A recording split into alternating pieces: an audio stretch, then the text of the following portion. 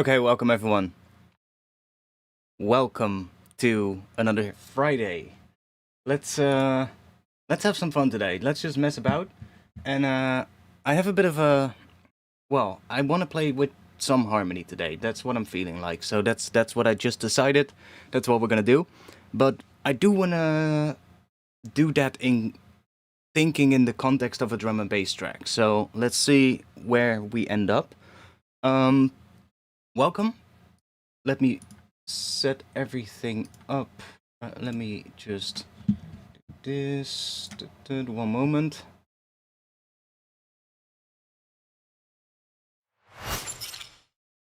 Okay, that's good.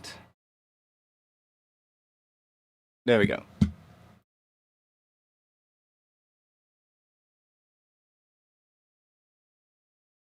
Let's just open up.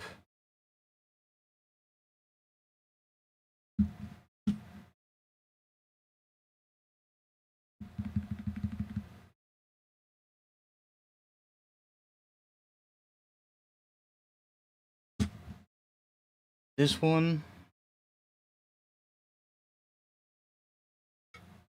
And let me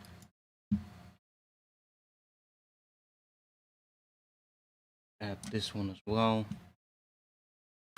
Latch on. I'll add this one for you guys so you can see what's happening.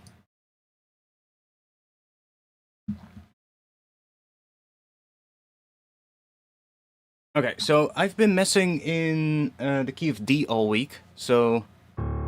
Okay, that's really low.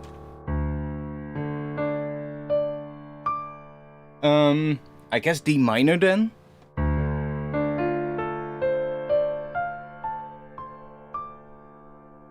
Do we do D minor? So...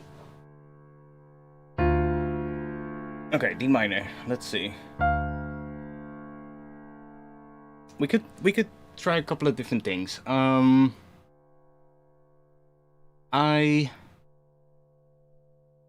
think I want to start the track, or the drop at least, on the 1 chord for a change. Like, I have a ton of projects right now that are in the folder of projects that are actually good. That follow progressions that don't start on the 1st chord of the scale. Like I have a lot of ones that start on like the 6th chord or the 4 chord, but almost none that actually start on the 1. Huh, that's actually a cool progression.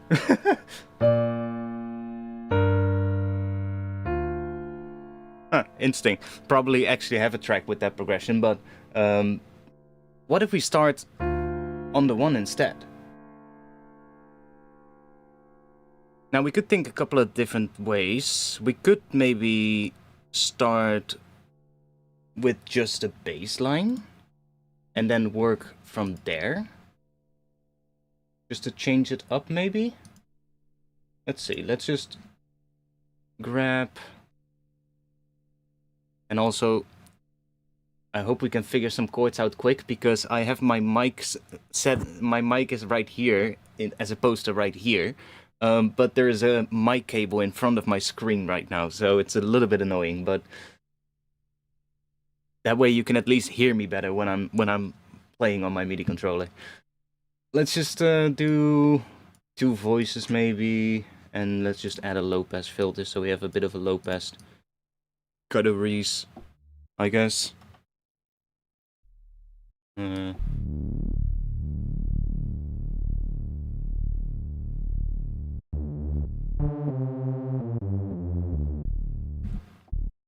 Just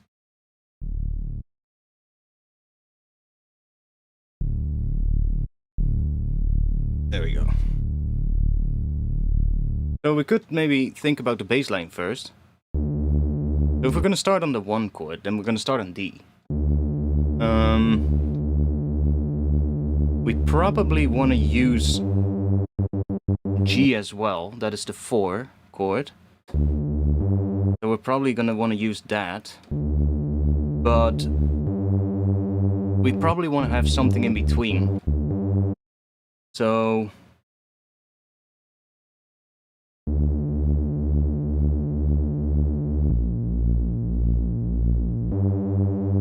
something like that, for instance, which is D to B flat to G. That could work. We could also go from D to C, maybe? And then to G? That also works. Because then we have from C to G, that's up a fifth, so that is always gonna work. Can we go...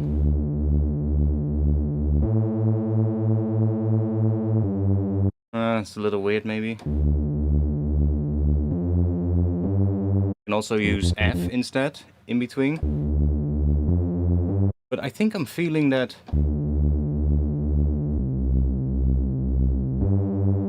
that.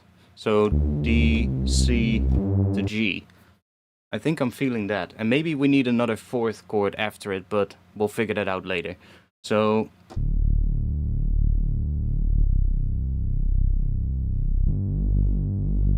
I mean, that kind of works.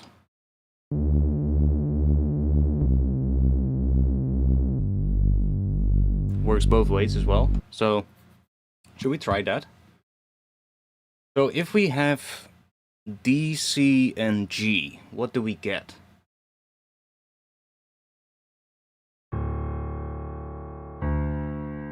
So, I guess we get D minor to C major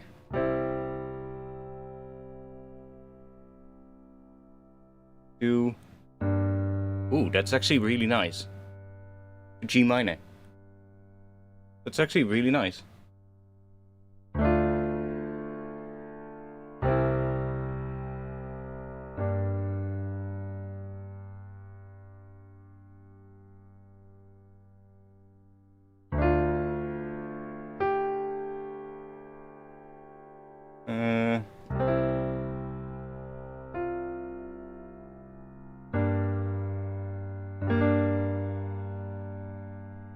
What could we do after it?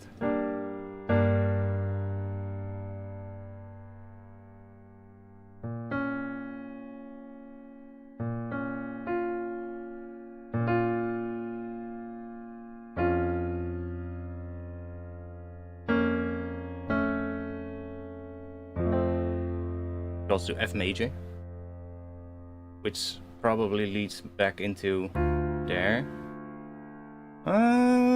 I think we got something there. We can definitely work with that. But I was thinking, like, if we're gonna start the drop on the first chord, do we want the intro to sit around D? Because then there isn't really much of a sort of like, how do you say it? There isn't really any chord change happening then between the intro and the drop.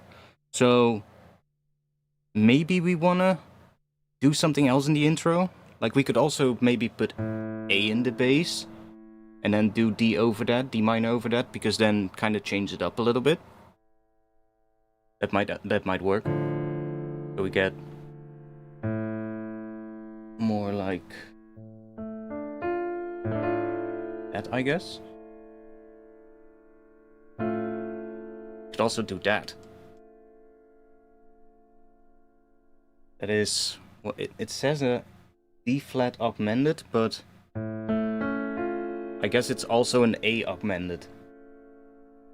Which, does that lead into... Yeah, that leads really well into D minor. So we could, for instance, write the intro around this sound. Or even go back and forth between, I don't know, that and that.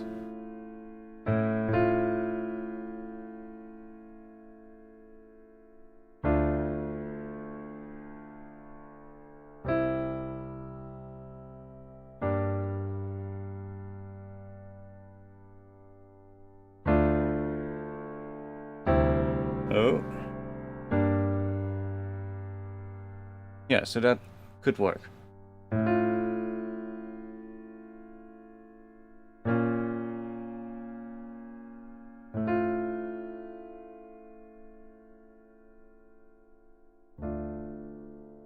Okay, let's move you back. Let's see what we can do with that, because I think we have an idea there. Something that could work.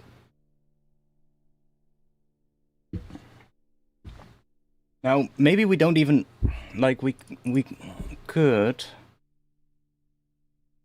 Let's just do it on this one. And let's just grab ourselves this...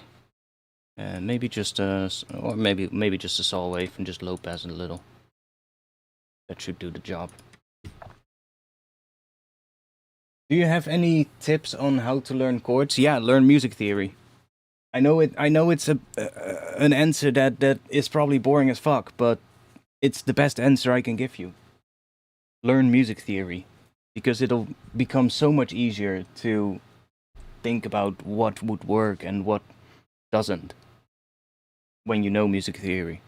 And I'm not the best to explain music theory at all, so I'm not gonna sit here and be like, oh, I'm gonna teach music theory, because I'm just not the right person for that.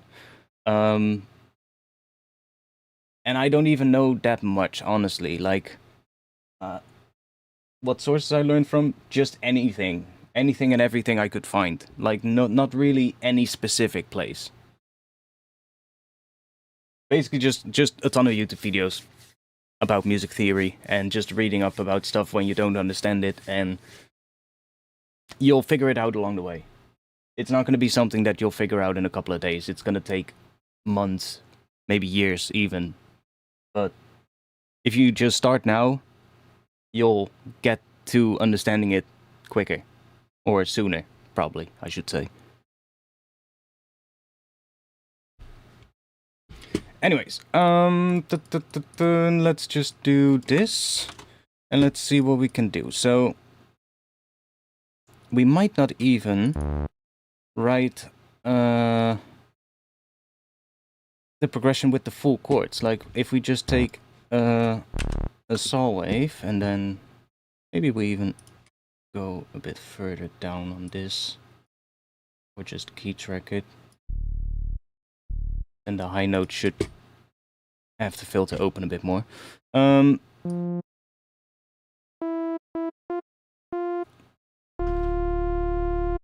Like, if we just take those two notes, and then the next one was C, so I guess then this would be E.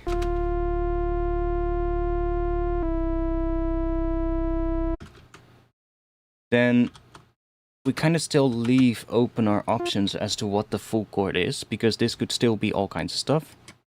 Like, I'll show you what I mean. Like, if we let's just go to there, and then that would be... Could go to D. Just pick one of the notes from that chord. So this would be a G minor chord, or something else. But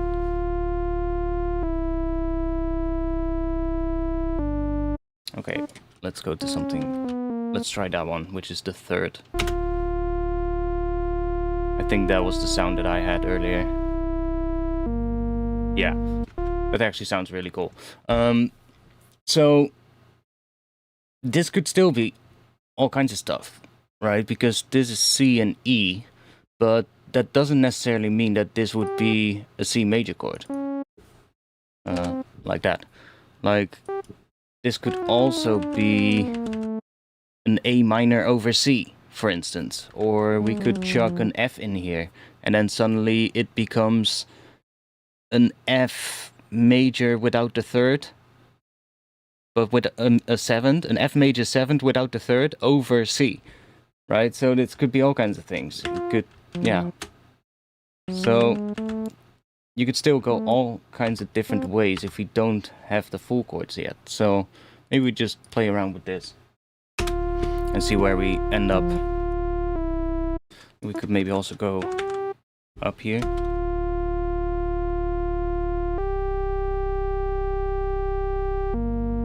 That actually sounds cool as well.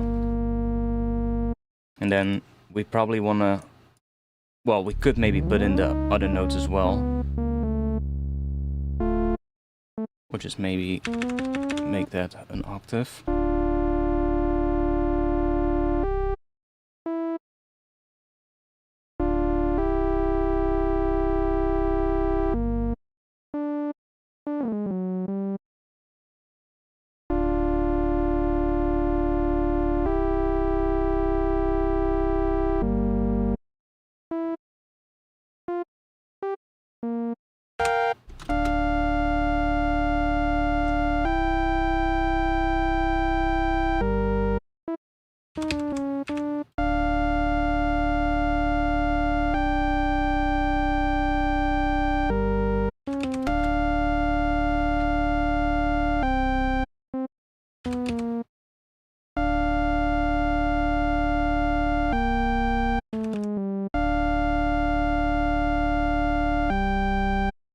Yeah, so I kind of like it more with 2 notes here, so let's just...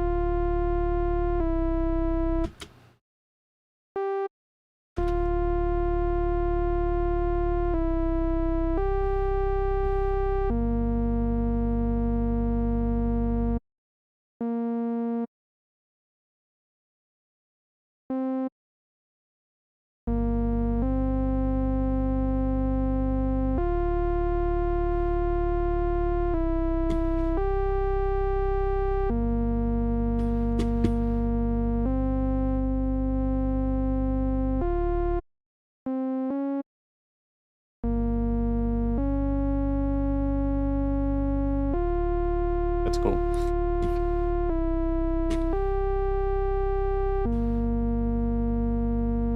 Right, so let's just say maybe this note comes in on the second beat, so it would be on the snare. Maybe that one, yeah, sure, let's do that. And maybe we'll offset that as well.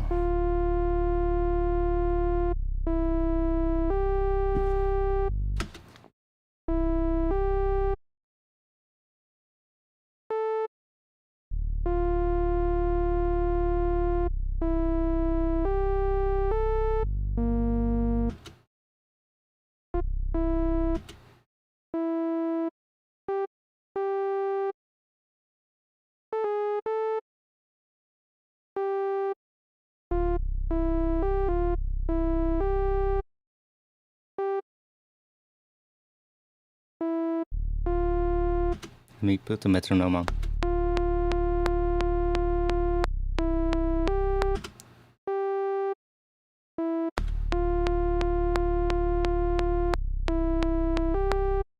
Okay, so this wants to change here.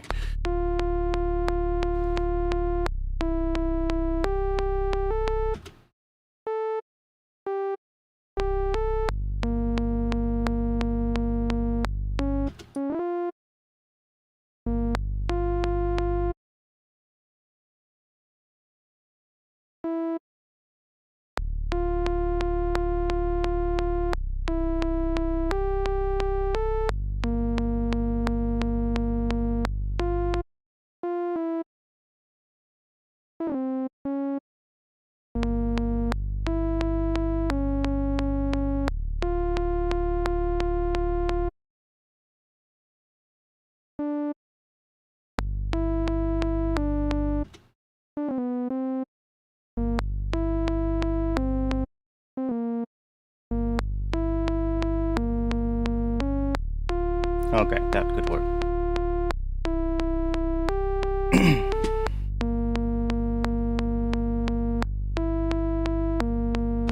That last part is a little fucked, but...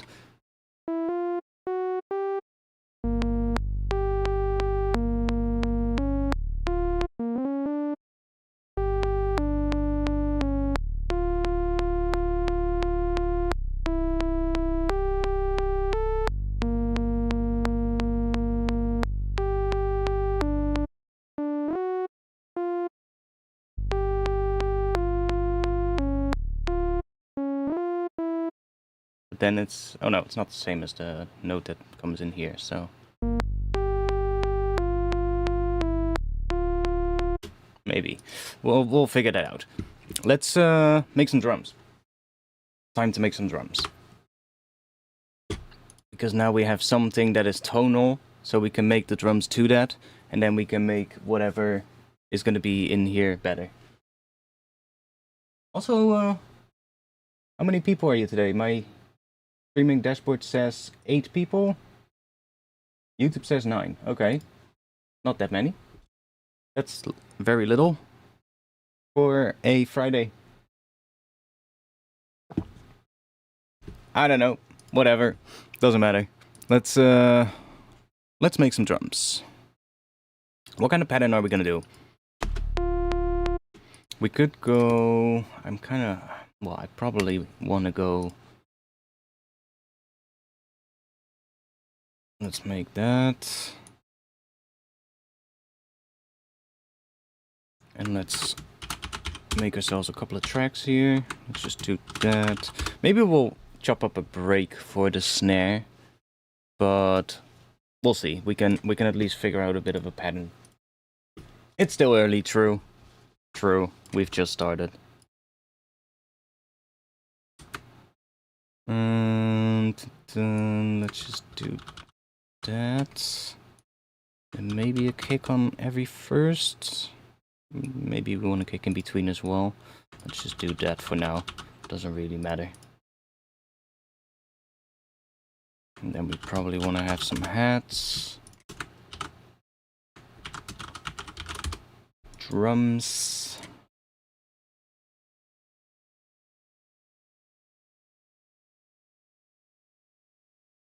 Okay. Let's find let's do a couple of hats first. Let's just do a bit of addictive drums for the hats real quick.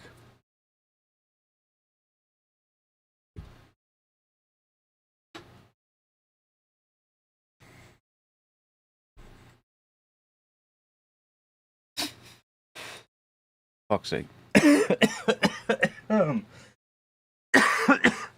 God damn it.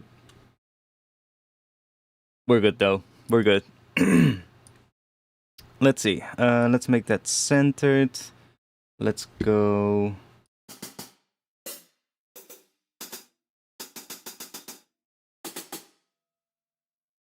We'll play around with that. Let's just add a couple hats. Let's do this. Let's see.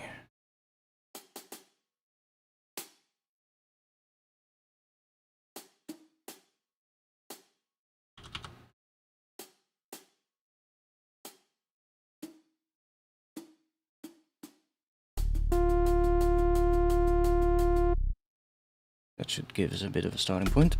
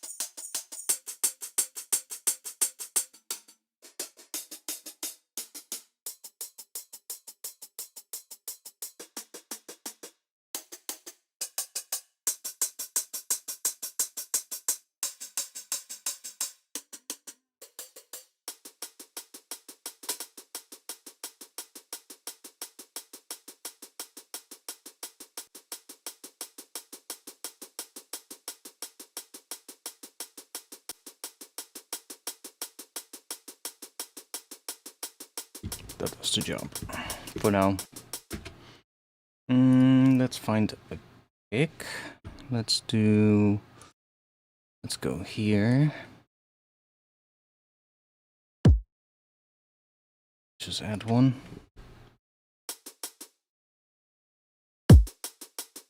That's gonna be loud.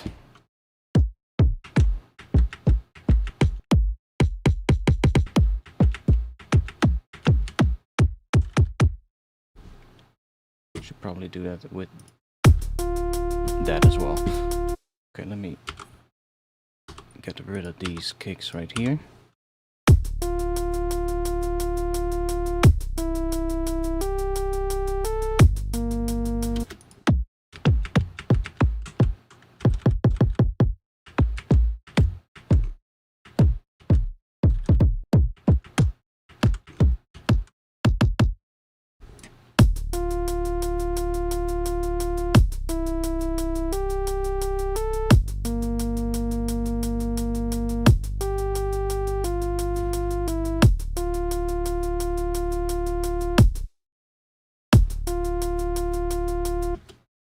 Seen the new Pigments update? Yeah, I haven't played with it yet, honestly. I did see it, but I haven't really. I haven't installed. Well, oh yeah, I did install it, but I haven't played with it yet. So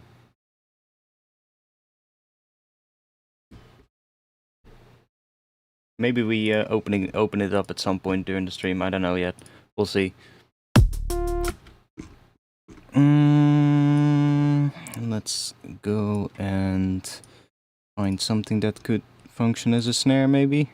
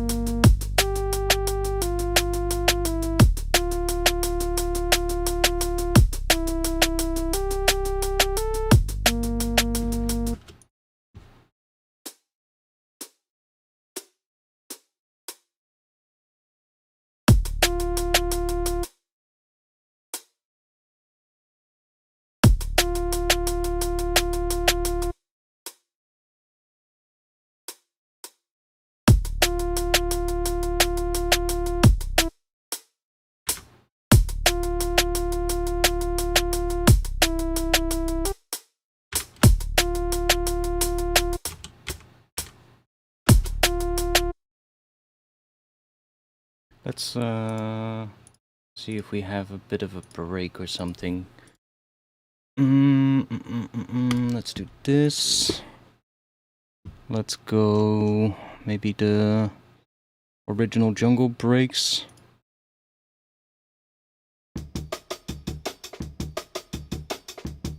Those are usually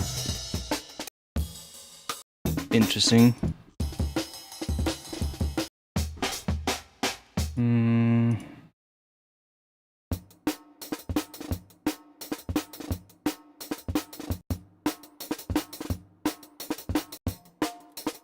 Ooh, that one snare. That snare is sick. In fact, this whole break is nice, but one downside, it comes in 3 different loops. And I kind of like all 3 of them. Okay, let's... That snare. That snare is nice. But the ghost ones, the ghost hits and all of these are nice as well. So what if we just chop this to MIDI? I mean, it's not that many slices, so let's do this. I'm just gonna slice these all these 3 because I think this break would be pretty nice to use. And this is gonna be our main one. And let's see, so we have 12 slices here, so we just need to move 24 slices from these other ones into this one, which isn't that big of a deal, honestly. Just gonna do that. Burp. Then we go back to here. And then we take that. I wish there was an easy way of doing this, but, well, I mean, I can consolidate them to audio and consolidate them into one clip, but then we're losing the markers of the individual hits. And we all know how great Ableton is with detecting markers. Not. I'll just do this. I should probably, when I do this and I have one of these racks, I should probably save those as well. Because that saves me a lot of time next time. I mean, we're already almost done with this one, so it's not that big of a deal. But that way we have a bit more variety in the hits that we can work with, which probably comes in handy. Let's take these as well. I mean, I probably delete this one. Okay, almost there. There's just no way to quickly move all of those slices from one place into... Oh, wait, maybe there is. Can we...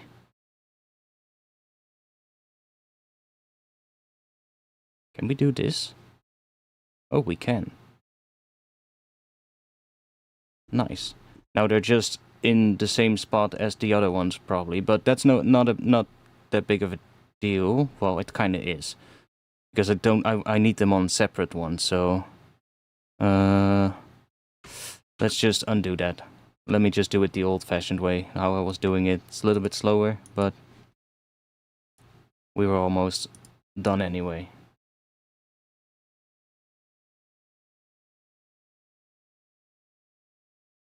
I guess we could just select them all and then move them all into a different one, but then you still have to change the in and out for all the slices, so that they're all on a separate one, instead of having multiple on the same drum pad, which is not what we want. We want to have them separate.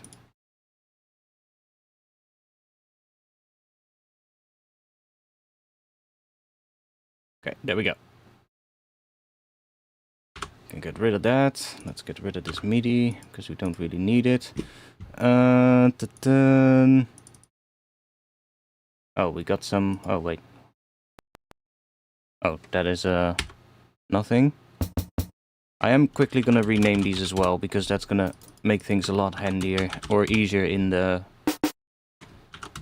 MIDI editor. Let's do snare. That's another hat. I'll call that ghost, and let me copy the word ghost, because that is the longest and annoying one to type. Hat. I guess that's a kick. There we got another snare. Another hat. That is a ghost hit. Another ghost hit. And another one. That's nothing. Another kick. Snare. Hat. I mean, I can... Oh, another hat. I thought that was going to be a ghost snare. That's a ghost snare. So the pattern is also slightly different in these breaks. Not that it matters, because we're not going to use the pattern, but we're just going to use the sounds.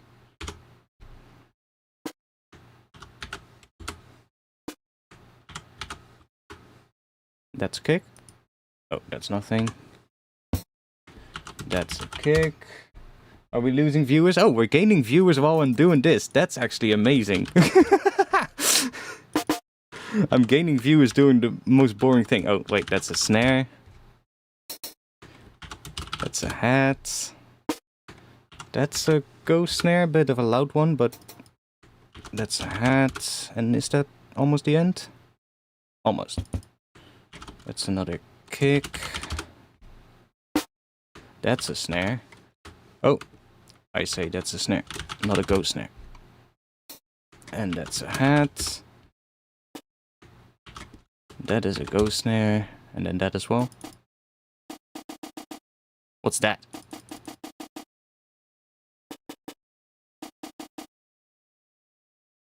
It's kind of a ghost snare, but a really weird one. Let's just do that.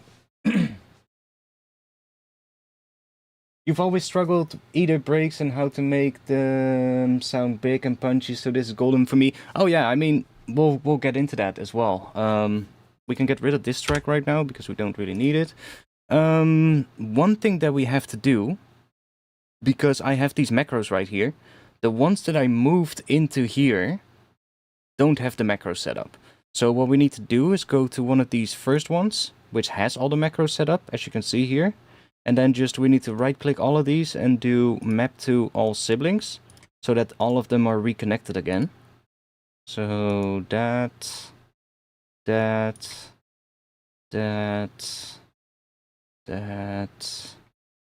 one, the release, and then I think the curves as well. Yeah, so the curve. And then do we have the curve here as well? No, the filter envelope is not being mapped. The pitch envelope, that one is being mapped. Yeah, so this one, that one, and the transpose here. And then I guess this has a curve. Yeah, that should be all of them. So now all of them are mapped again. So now, I kinda still want to do one more boring thing. Because if we look in here, they're now all jumbled up, as you can see. Which is a pain in the ass to work with, because your MIDI is gonna look like a mess as well. So let's just, to make things even smarter, let's move these into the right spot. I'm actually gonna do this smart. Let's just select all the kicks. That one, that one, that one, that one. That one. That's all of the kicks, I think. Yeah. Okay, there we go. Let's group that. So this is our kicks. Let's do the snares.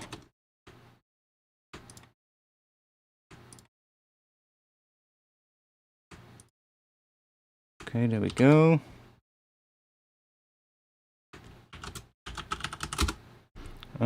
Ghost snares next.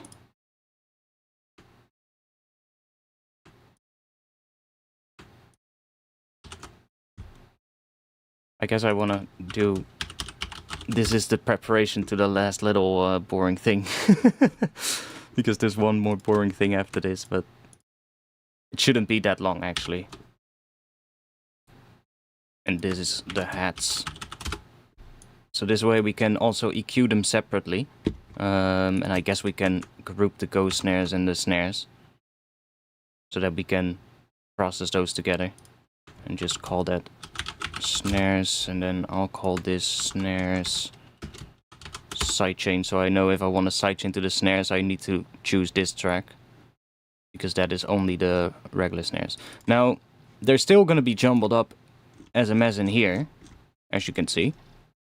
And we actually have a couple of gaps in between, but you can see they're not in order. So let's fix that. Let's go into the kicks and click in out. And all we have to do is just change these. So I'm just gonna go quickly through these and just do put D1.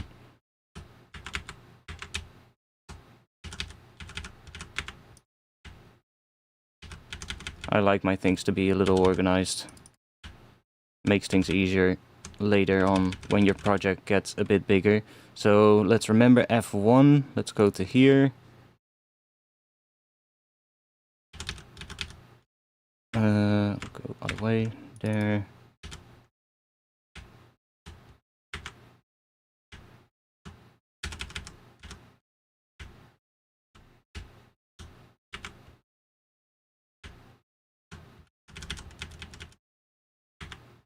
Okay, B1, so we go to C2 here.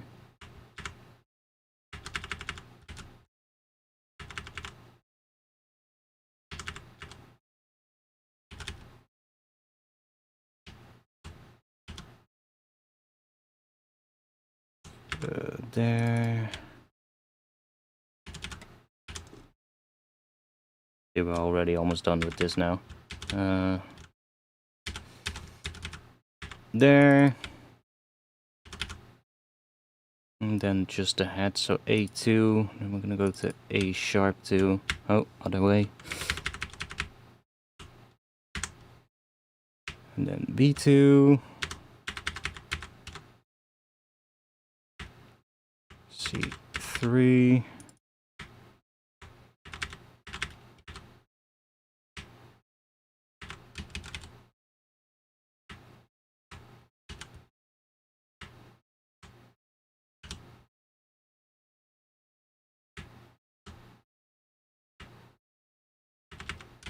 Oh.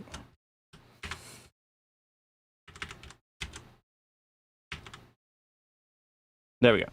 So now everything should be in order. So we got kicks, snares, ghost snares, and hats. There we go. Now I should probably save this one. But I'll do that after the stream, because I might actually turn this into a much nicer break. So I'll do that after the stream, but keep in mind, save this one.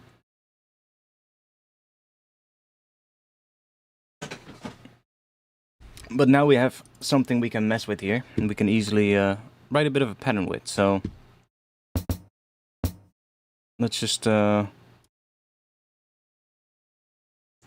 that.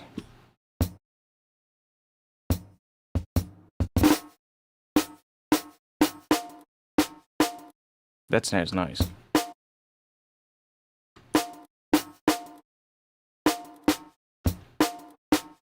But I might actually use that one later as like a transition.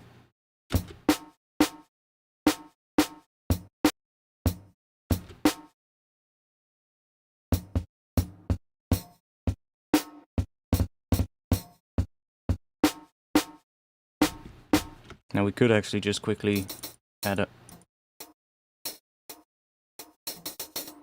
couple of hats in here as well.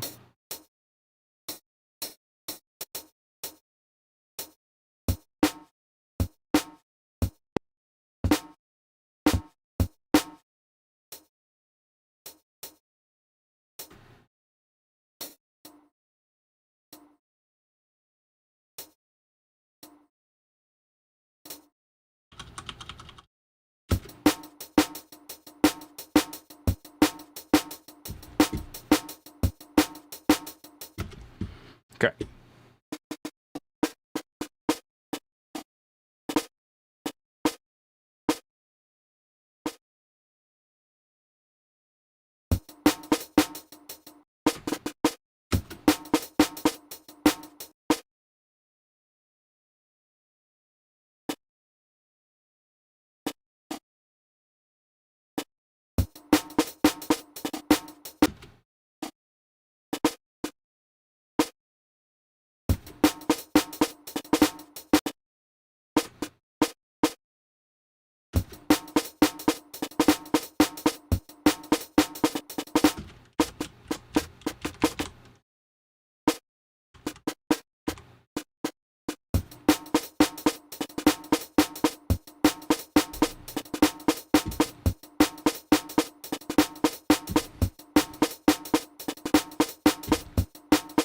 So let's start with something like that.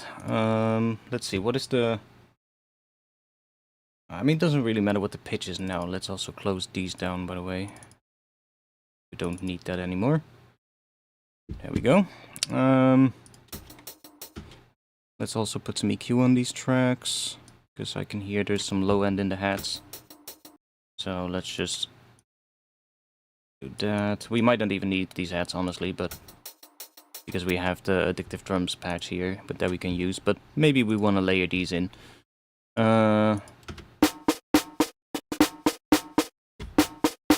Yeah, there's quite a bit of low end here as well, so let's just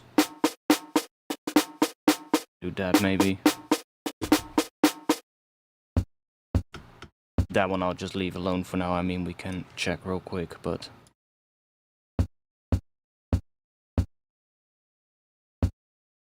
might not even use the kick, honestly, because we have our own kick, so we can even just leave this one out. Doesn't really matter.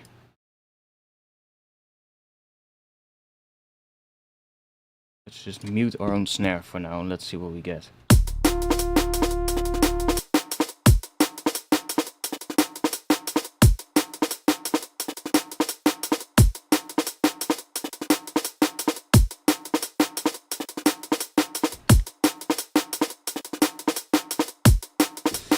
Okay.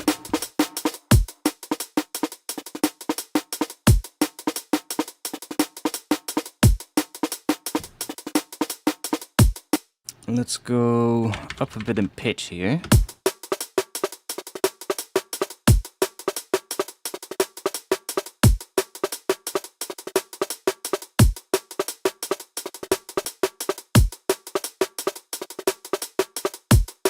That's hitting a G. Now I probably want to have the snare hitting D or A, probably. But I do kind of like the length of the snares now in terms of like I'm not necessarily listening to the pitch at the moment. I'm just pitching it up so that the snare drum sounds a bit tighter, because when you obviously when you pitch it up, it makes the sample a bit shorter, right? Because it plays the sample back faster. So the drums feel a little bit tighter when you do that. Like if compared to... See, this has a different sound, right? But then if you pitch it up a little bit, it just shortens those transients a little bit. Make it just feel a little bit more tighter, like a drum and bass drum kit, I guess. So, and then we can use a frequency shifter to shift it into the pitch where we want it. Because the frequency shifter isn't really going to change the length of it, it's just going to change the overall frequency. So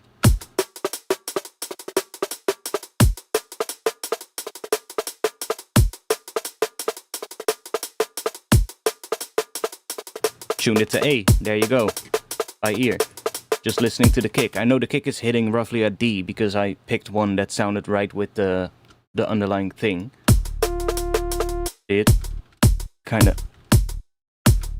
I can also see it right here in the spectrogram that the kick flows into the frequency of this low note. Just not on the second chord, of course, but only on the first one. But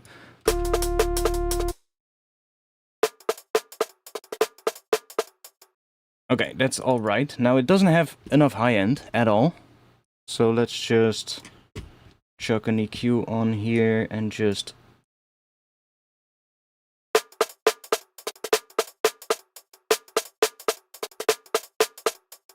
That's kind of what it needs.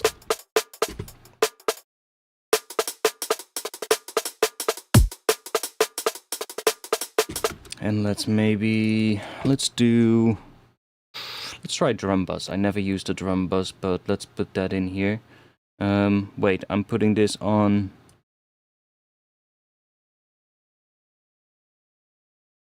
I'm gonna put this EQ after it, so it affects the hats and the snares, I think.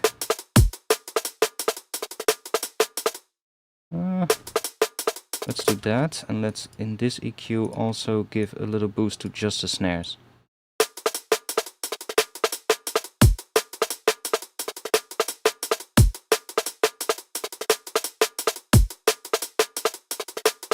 And maybe we go into the hats here and boost a bit of this. heads here. We're probably gonna use mostly these heads anyway. In fact, we can probably do a bit more EQ here as well.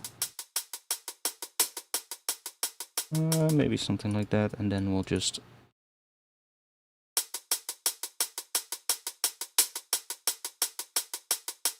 something like that for now.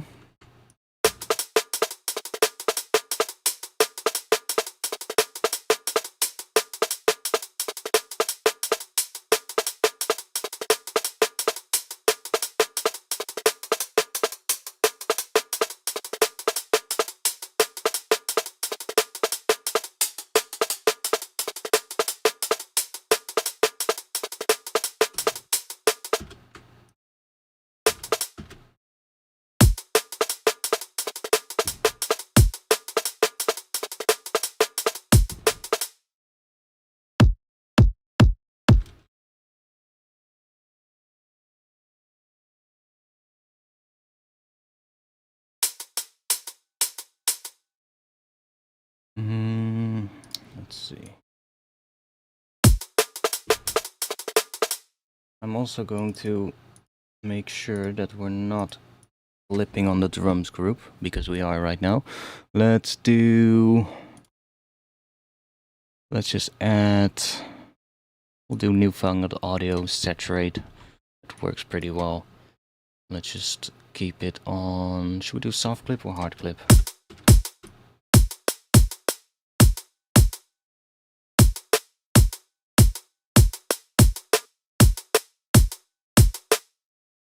We'll just do in between. There we go.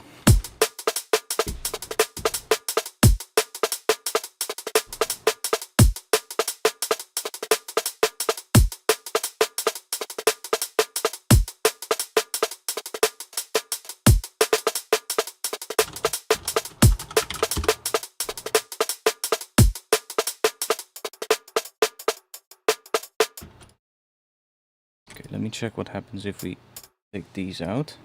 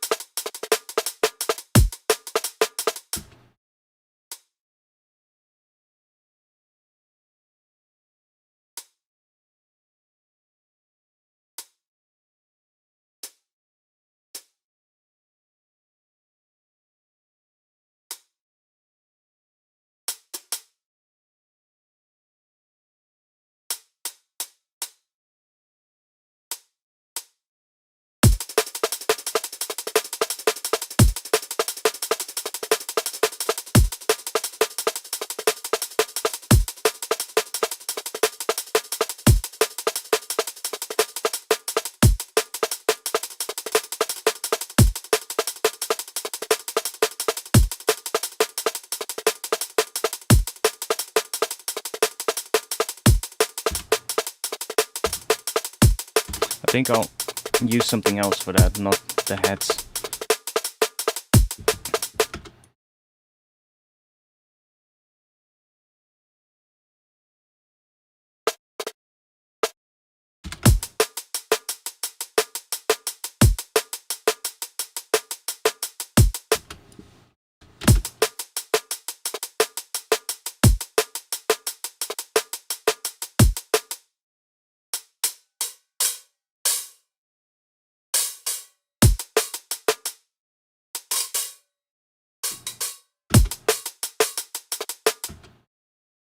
It actually works as well.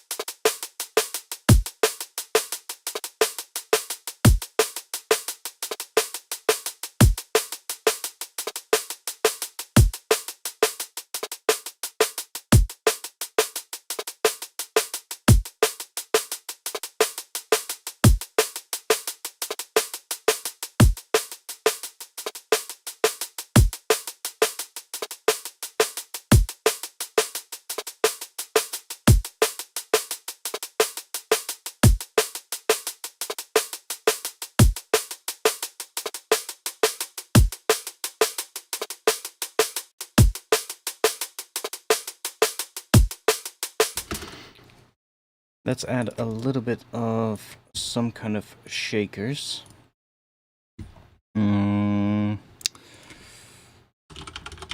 The think shakers, maybe?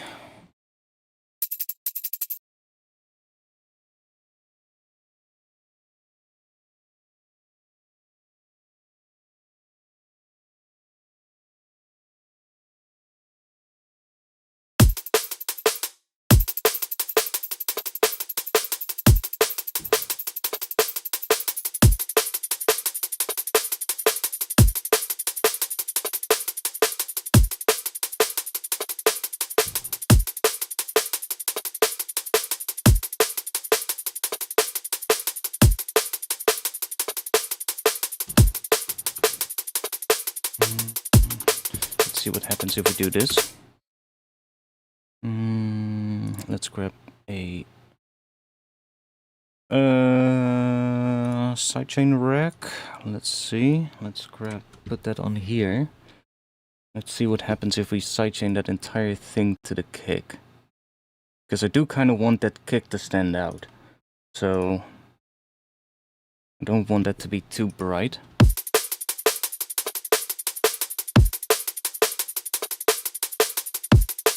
I'm also not sure if this kick is the best one, but we'll get to that later, I guess.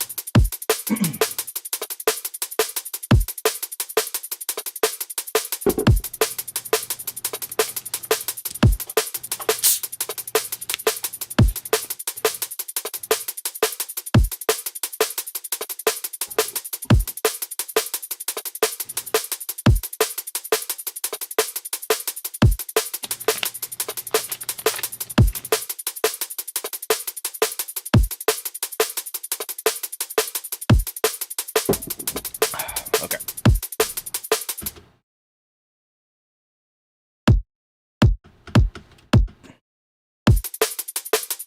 Let's see if I can find a better kick, because this one is a little bit odd. Doesn't sound that great. I can just do that.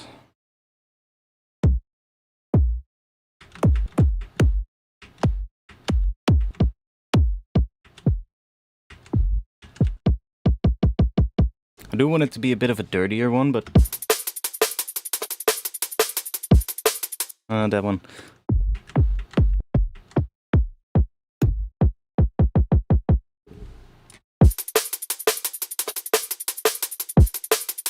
That could work.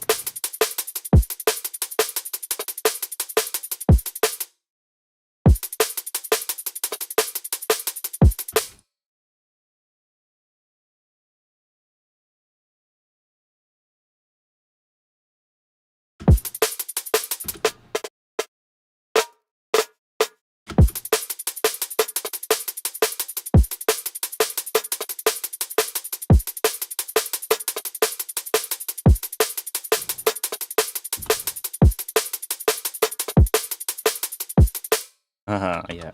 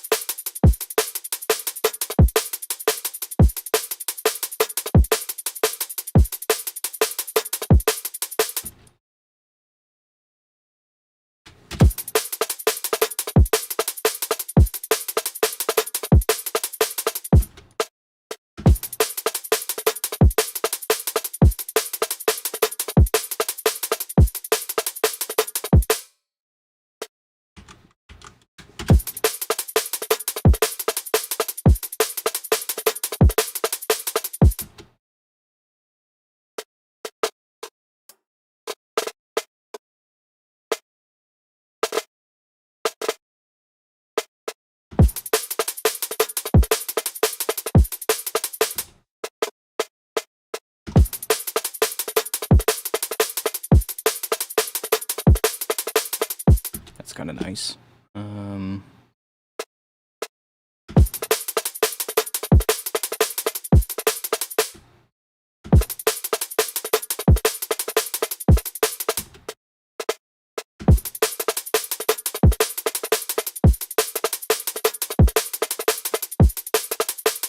It's also sick.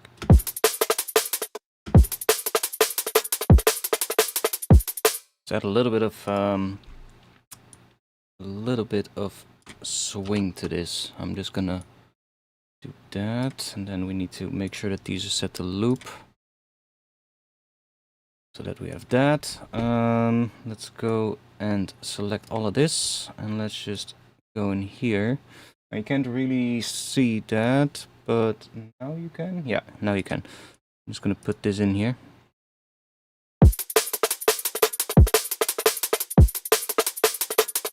A little bit less maybe. Just a tiny bit. So that could be a bit of a pattern.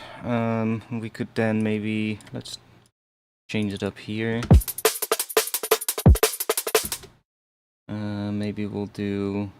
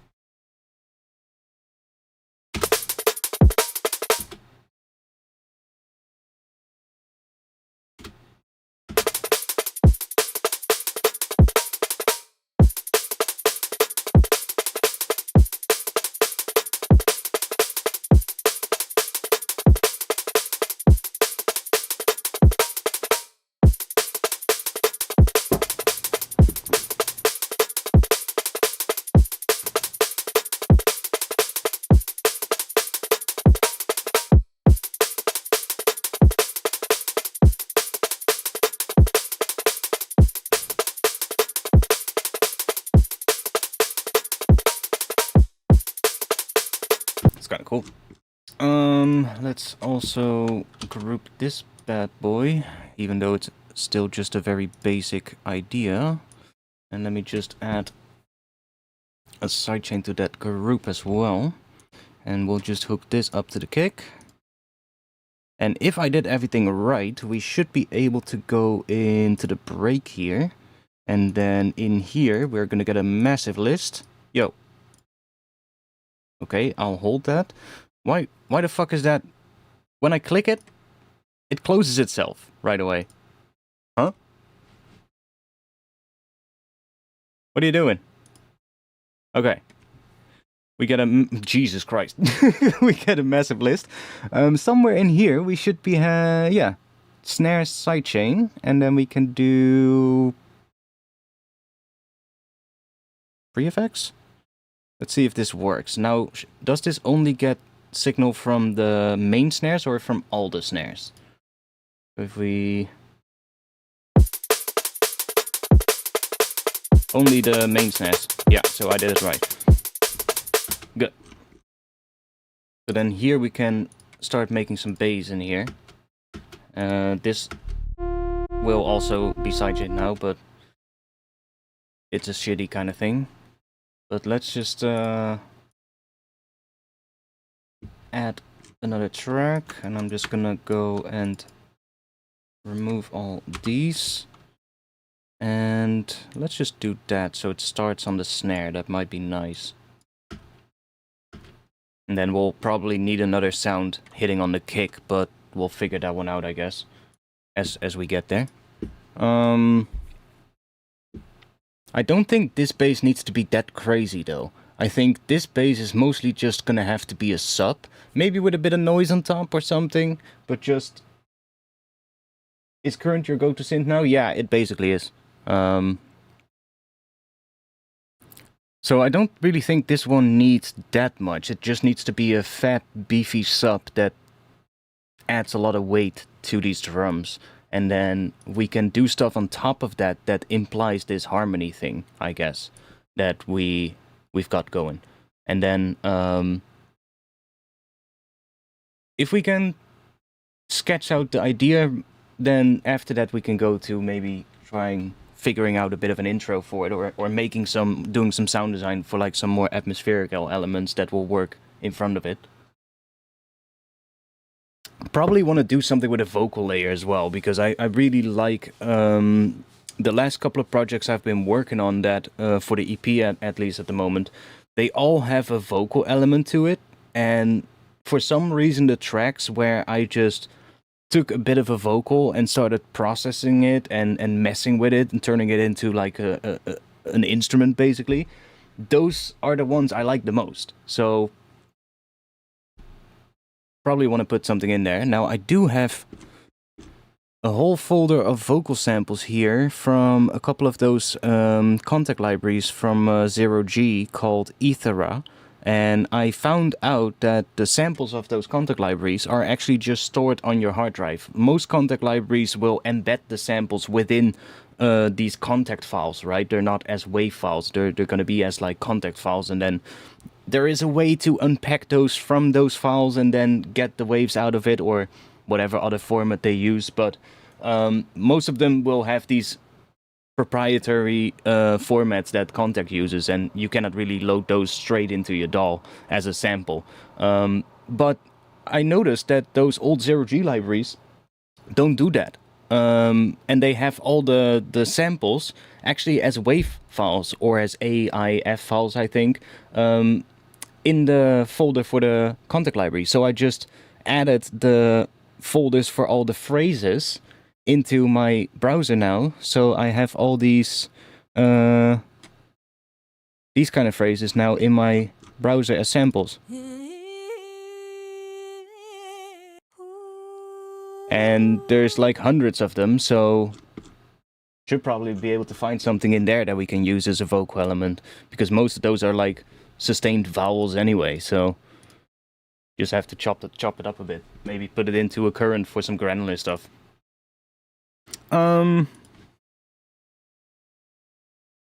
Let's just make a bit of a... I'm just gonna do this for now, because that way we have the whole sound the entire time. Let's just make a bit of a sub bass here.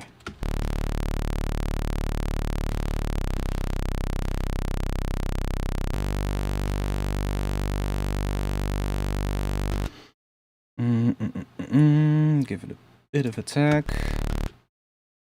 And let's just go add you.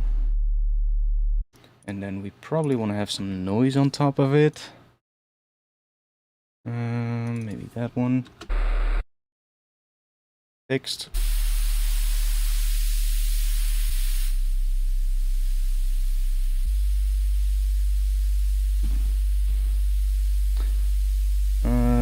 We could run this direct out, and then we can run another sine wave through here at a lower octave, and that is gonna go through here with some distortion. There we go. And then that is gonna be high passed again.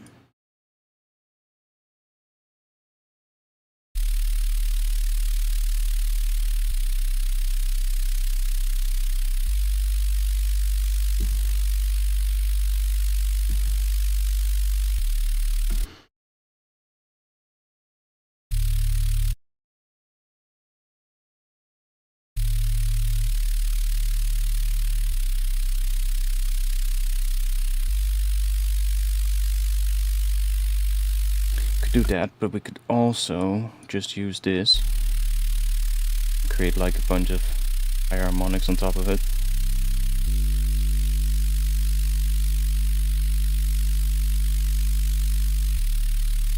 Maybe, what if we do...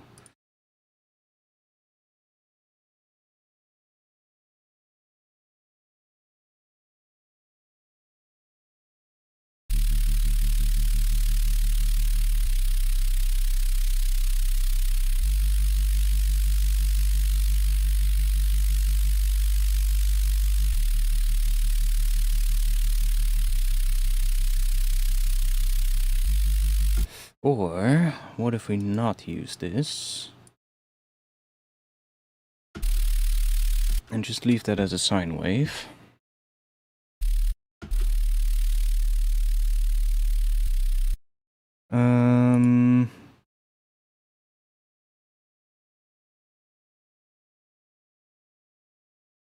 Guess we could do that. We just need to have a wavetable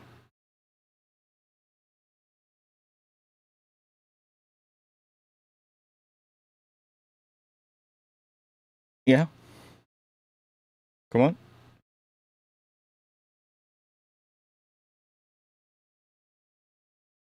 Okay.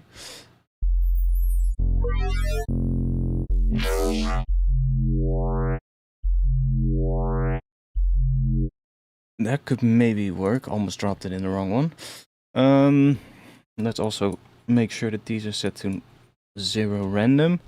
What if we add a bit of unison to this one? No fundamental, no width, and then we want to get a bit of that maybe? Wait, why the fuck does that sound so weird? Oh yeah, of course. Go in here and let's send that direct out as well. Could we do something with that?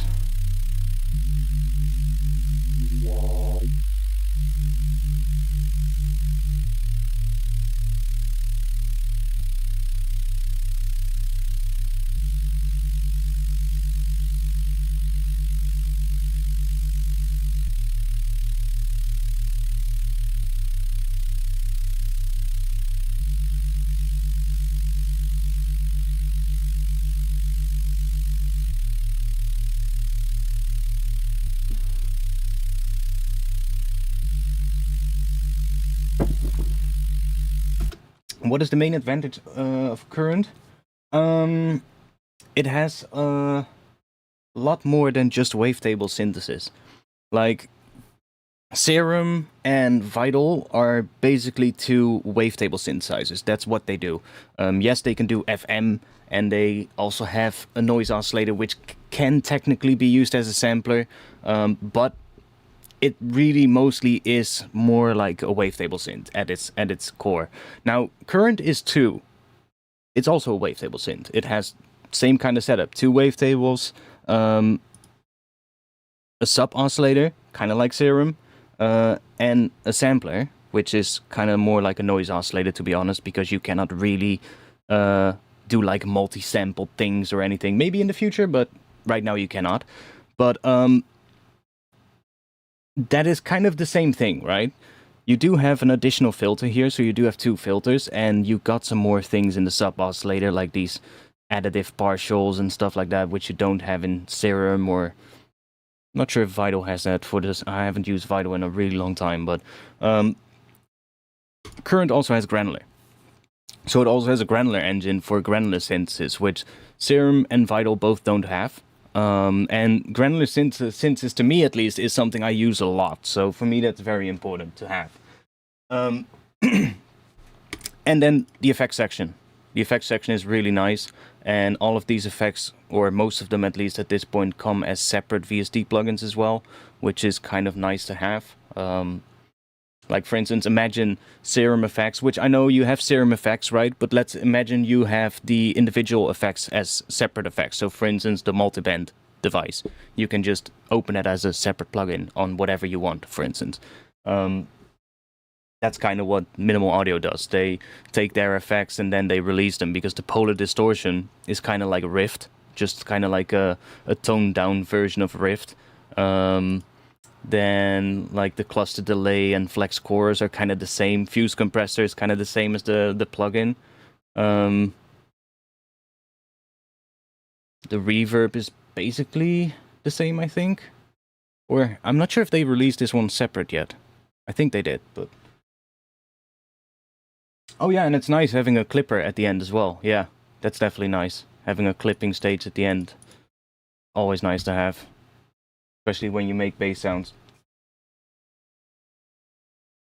Now, I do have to say, like Current does sound a little different from Serum, but that's to be expected, right? It's like every synth has its own kind of quirks and its own kind of sound, or the things that it does contribute to its own sound. So,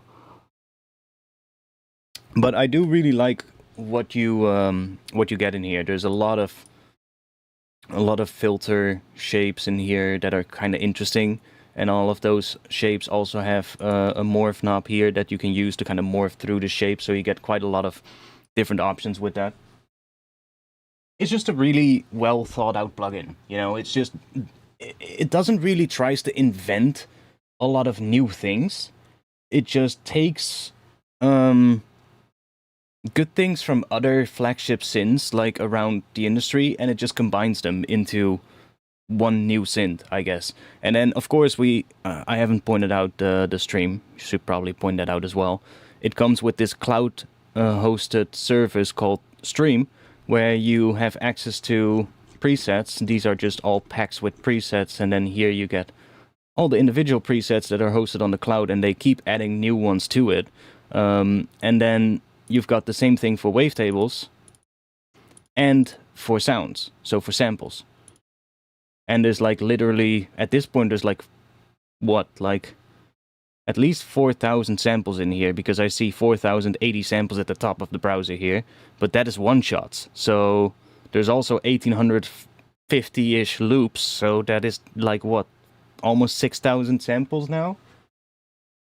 And you can just browse through them, download whichever ones you like, and then you can use those within the synth, which is kind of awesome. It's a really interesting way of doing it, but it is definitely nice to.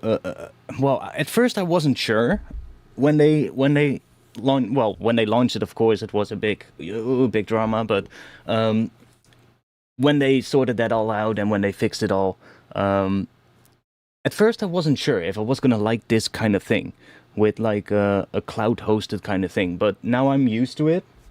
It's actually really nice, especially because they add a lot of new stuff to it quite regularly. So you can just sort it on recent, and you'll just every couple of weeks or every month or so, there'll just be new things in here.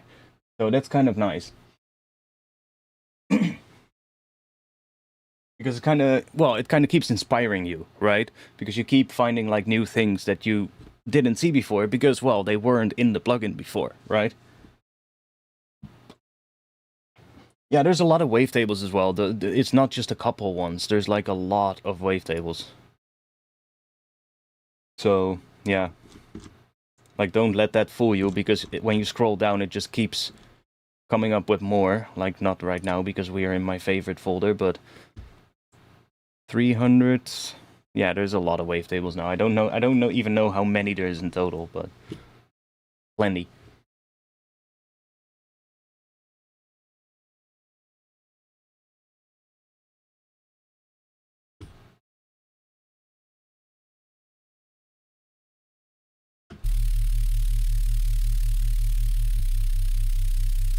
I think I'll turn that off, and I think I'll just try and maybe add like another layer to it that fills up this area, because we don't really have a lot of room to put effects on this now, because we already have the noise running through the distortion with that low sine wave, which, well, we kind of need for the distortion, because otherwise it's gonna sound like that. We kind of want it like that. So I guess we'll just add a separate layer for that, which is fine as well. Can just add another current.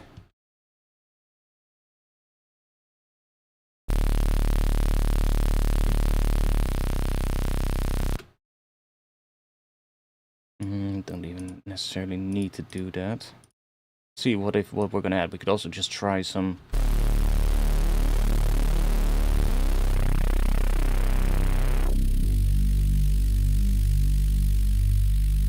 Because we have the mono sub, so that sub is going to be consistent anyway. So this is just there to fill out some of this. Now I probably do want to have that mono, because I don't want it to disappear when, you know, when the track is subbed to mono, because this does add a bit of stuff down there. Although I don't think I want to have that first harmonic here, which is annoying because we have this already turned on. Now I guess I could do that, but that doesn't, that also takes away the one below it, which I don't want. I should have a wavetable in here called saw high pass. And we don't have to do this, because then we can just use this, and then we should be able to take not just the fundamental out, but also the harmonic below it, or above it, I guess. So right now we just got the sub and then this one. So I want to take this one out and that one. So the first two basically. Kind of like that.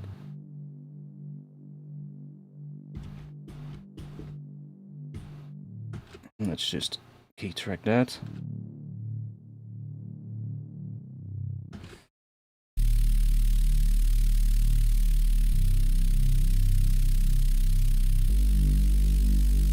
Does that work? It might work.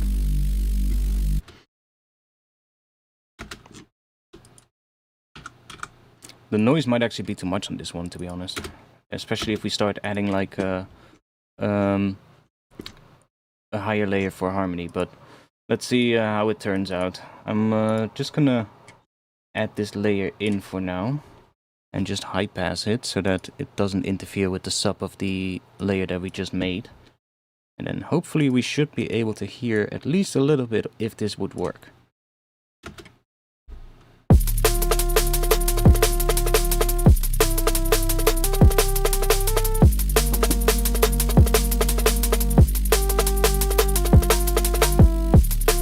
I think it will work. Maybe imagine these hitting there, and then we'll just do that real quick here as well.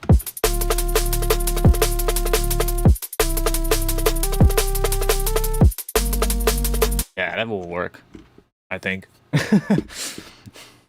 Always a matter of trying out, I guess. Could maybe mute that.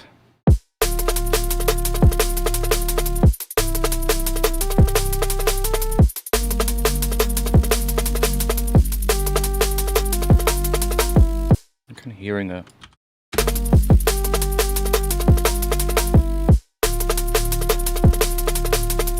Maybe want to have another kick. One that is sort of like similar in sound to the one that we have, but just a bit smaller. Or just slightly different. Maybe a little higher in pitch so that we can use that for the double kick or something.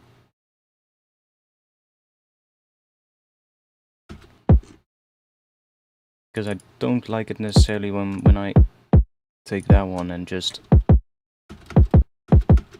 I think we would want to have a kick that's a bit more low passed for the second one. I could try it out with this one, just group that in a drum rack. And then just copy that one.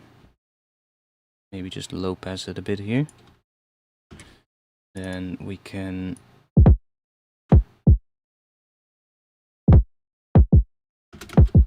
do something like that maybe. Maybe a little bit less.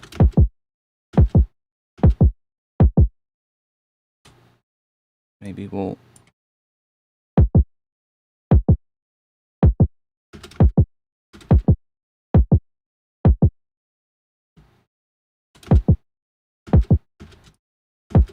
something like that. I don't want to use it here though, but...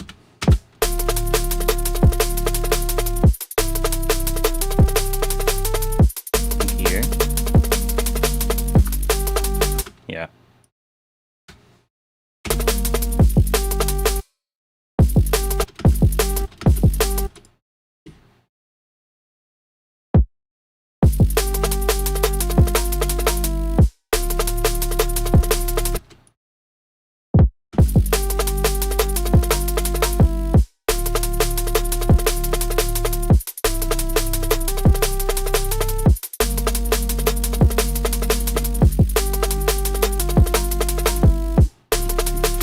I think this will work.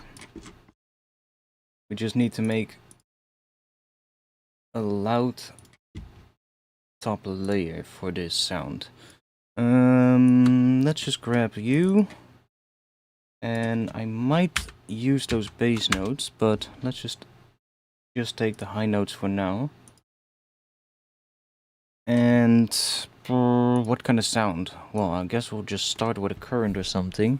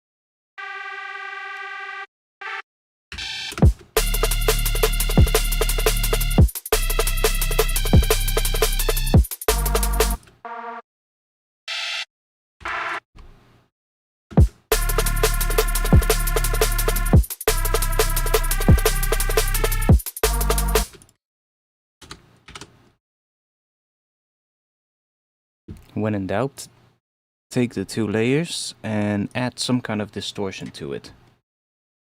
So let's just grab a roar and we'll just crank this up a bit and see what happens.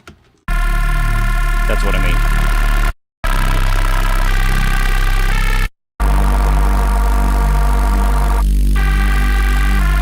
Let's turn the noise off on this layer for now.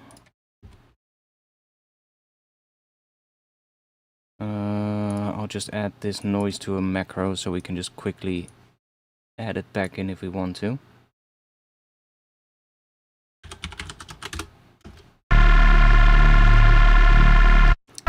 Maybe just a little bit, just subtly. There we go.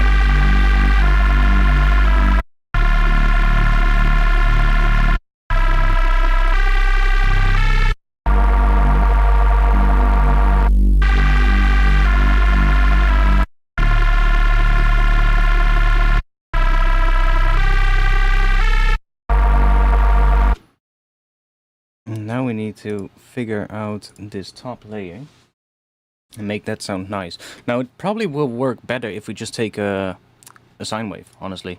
But then without the voices.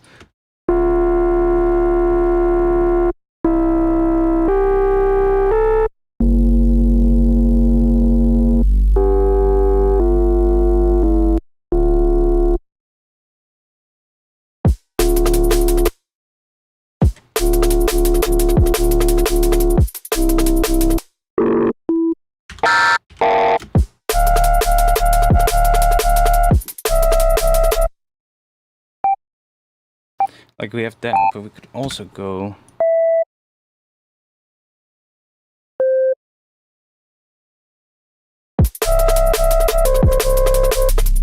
Ooh, that's also nice.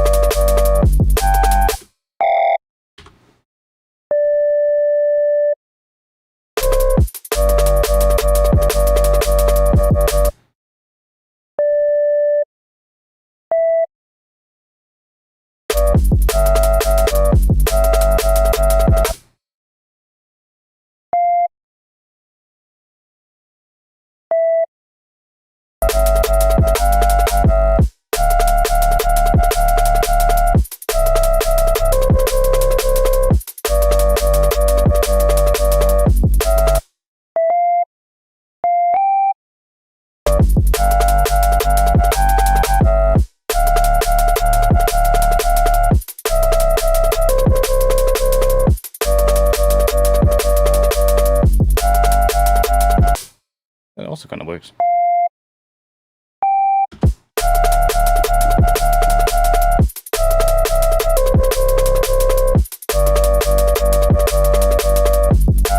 Like obviously this sound needs to be different, but I'm just listening to what could work here.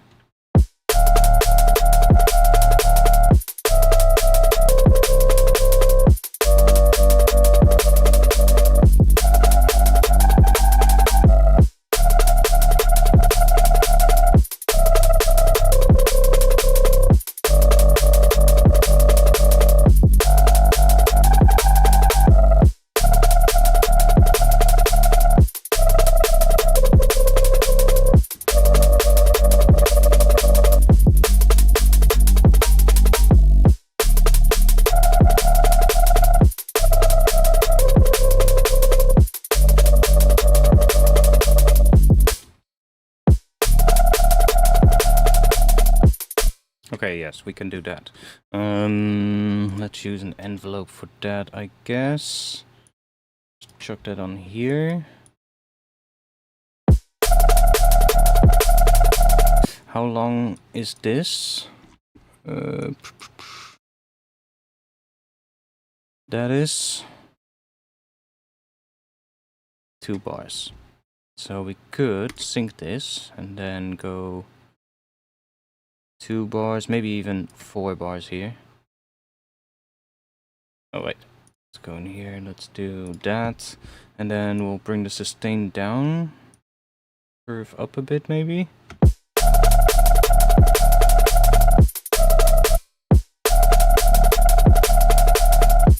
Okay, we need to fine-tune this a bit.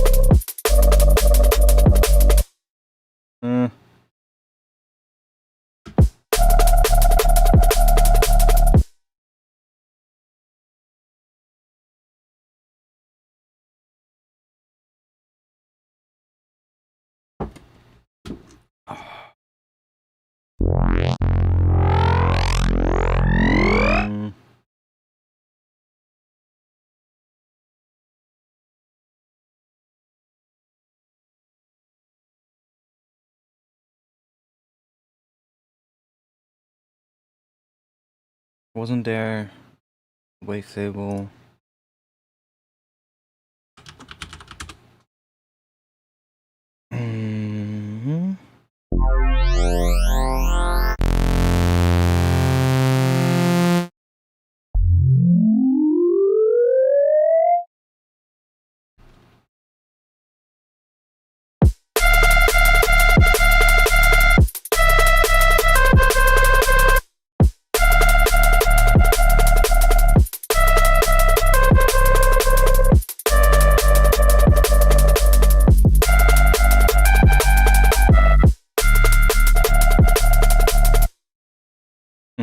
Yeah, what if we do this?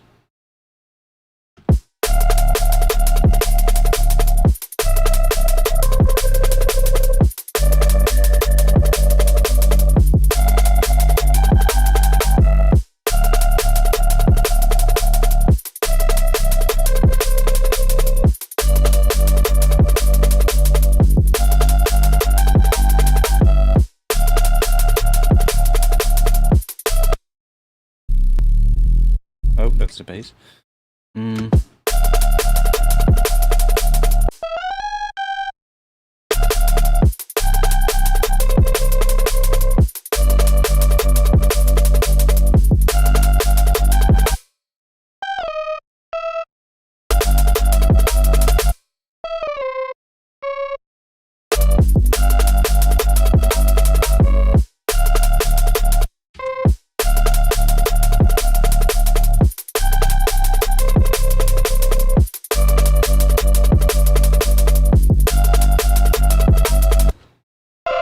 I'm not sure about the top thing.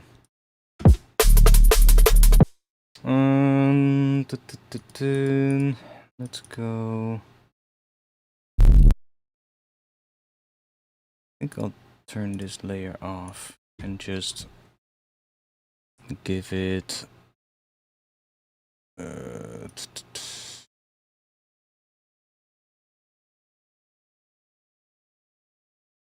that one.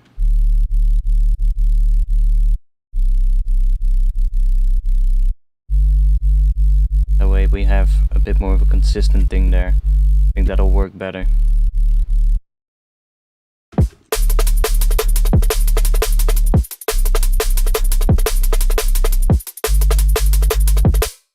And then we could just try adding a bit of a just a ton of voices. No, not that.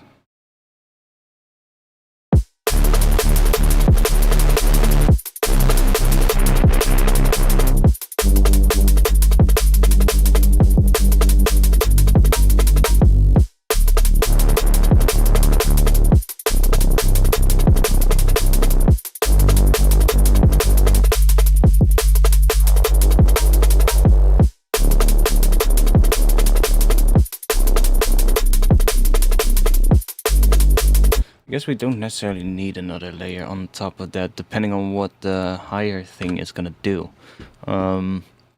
I guess we kind of also want to start thinking a little bit about an intro, because I do know what the idea for this is now.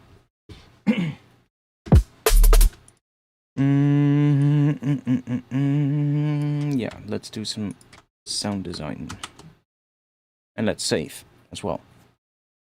Right, so if we're starting on this... Wait, maybe we should add...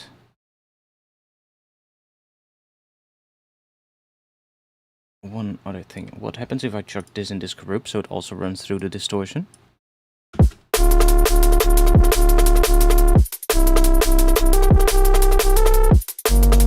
Works for now. Let's add... We see if we have like a bit of a step bass for the first thing. Not sure if I have one, but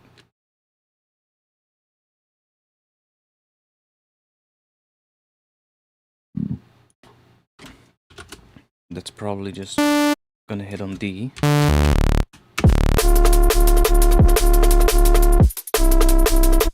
And then that one is probably gonna just follow the same thing.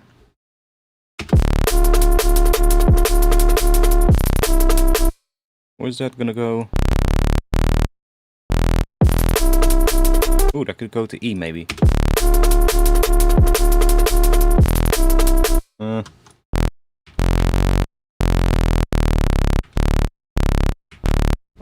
Still D.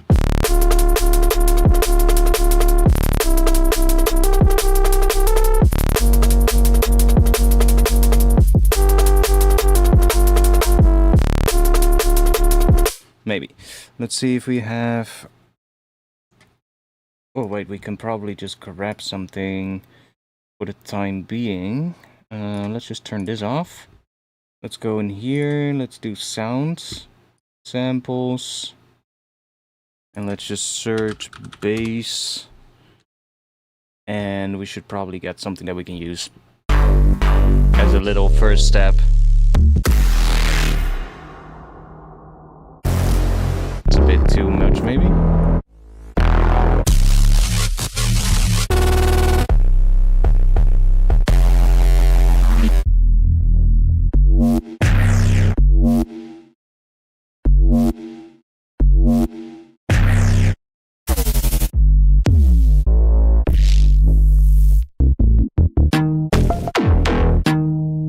Yeah, I guess it's a double bass sample. I was like, how is that a bass?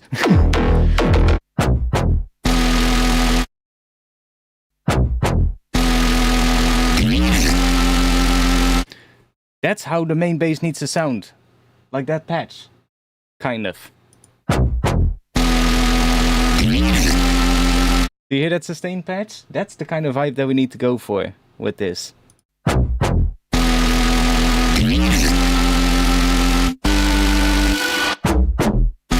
Maybe we can use that first step. I wish we could zoom in on here. That would be nice. Why is it snapping? Is that this? Start link? Is that because warp is on? Yeah. Okay. I'll just see if we can get that one little thing. So that would be on E. That's too low.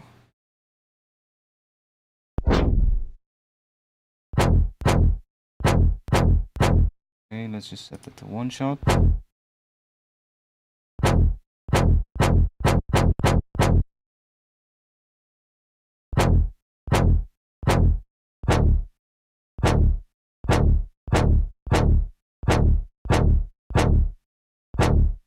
Wide as hell.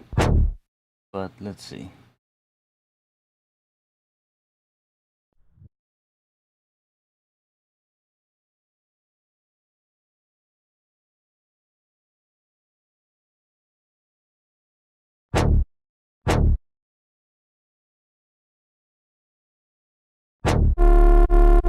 Yeah, we need something like that big patch. That's kind of what we need. How do we make that?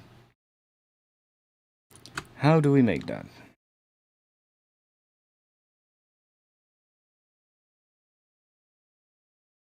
How will we go about that? Probably something based on Solways.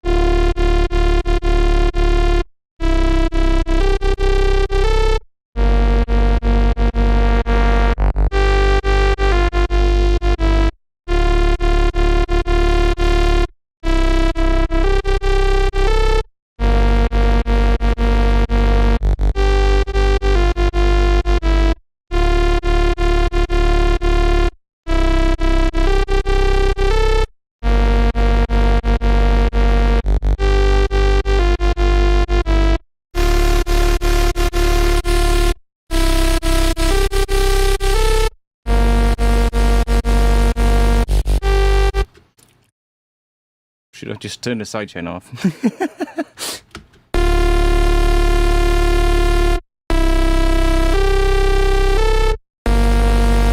I'm not really too worried about the sub, even though the sub is actually seems to be pretty consistent in this. I'm not too worried about it. I'm just listening to what the tone of the top sort of like thing does and what it does with the distortion, I guess.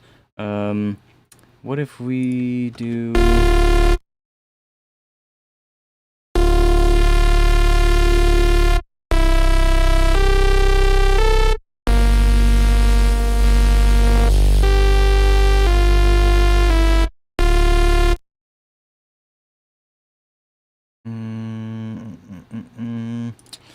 What if we go... Well, maybe a little bit of reverb in here would be nice.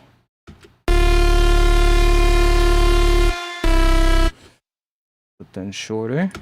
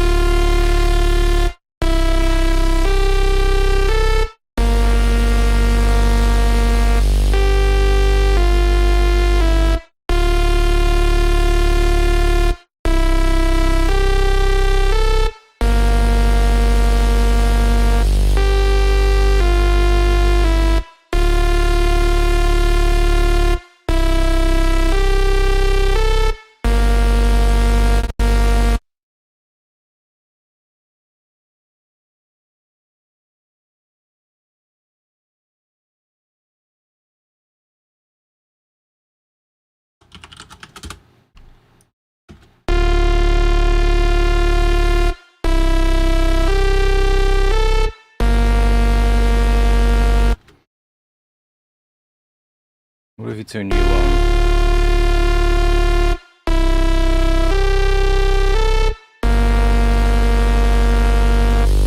See what happens if we distort the hell out of a layer like that.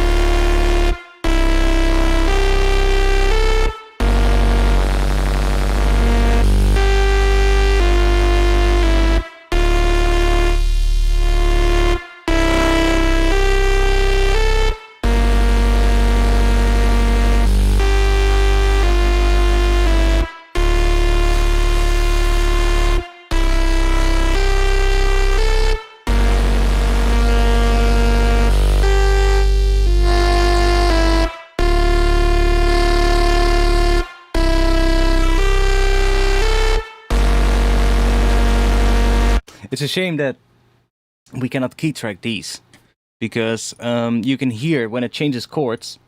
Sometimes it sounds good, and other times it doesn't, because there's the bass note is changing, right? Like, I don't want this sub to be included, but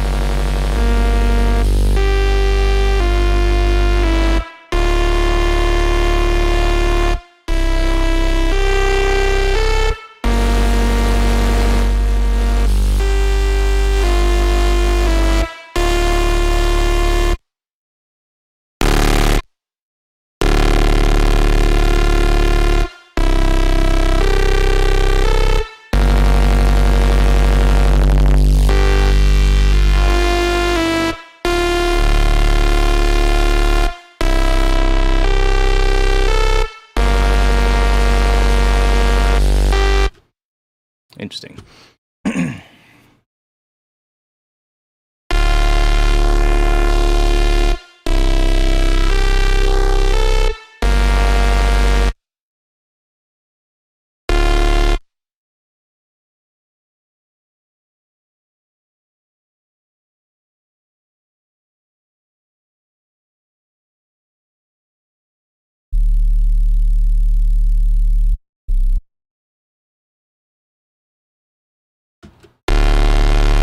Okay, that is not going to work, of course, because they both have sub.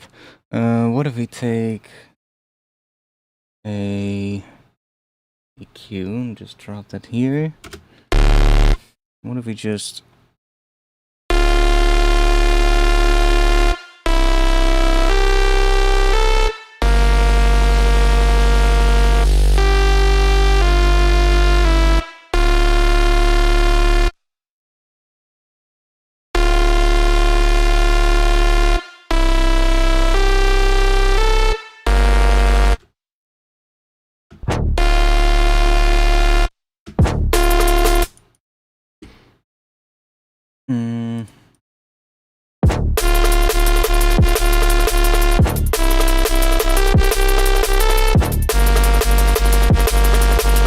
Too much high end, but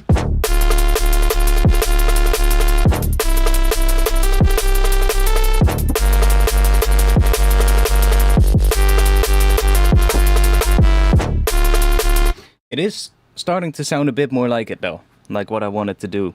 It's not entirely right, but like it's getting closer to it, right?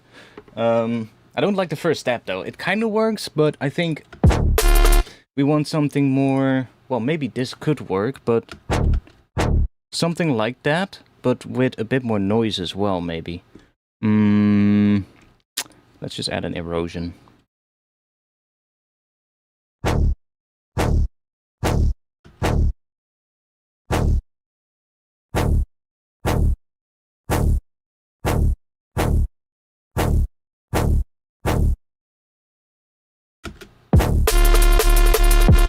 I think we want to have something else as that first step.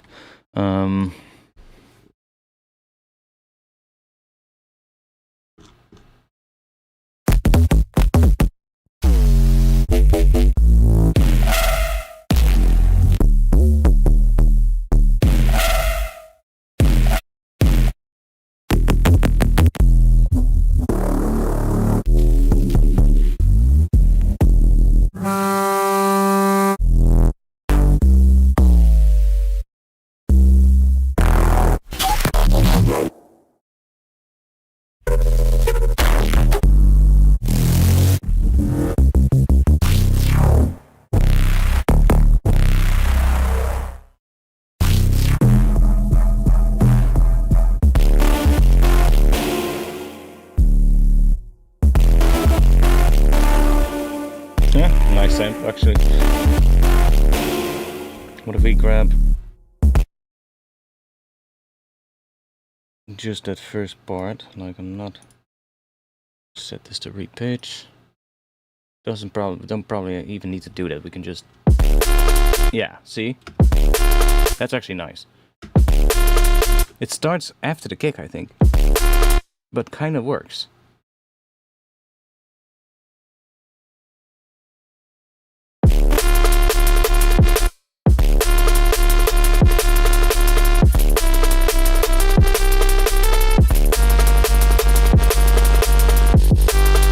Probably want to have something here as well, but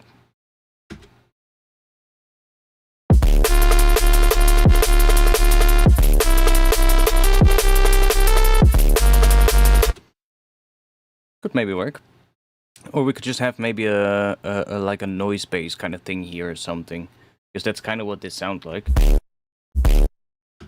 Just with some more harmonics, but if we just make like a noise base for that, it could probably also work. Just something to give it some impact on that first kick, I guess. Let's see if we can make the break a bit bigger. Or at least a bit more. We need some more high end in it.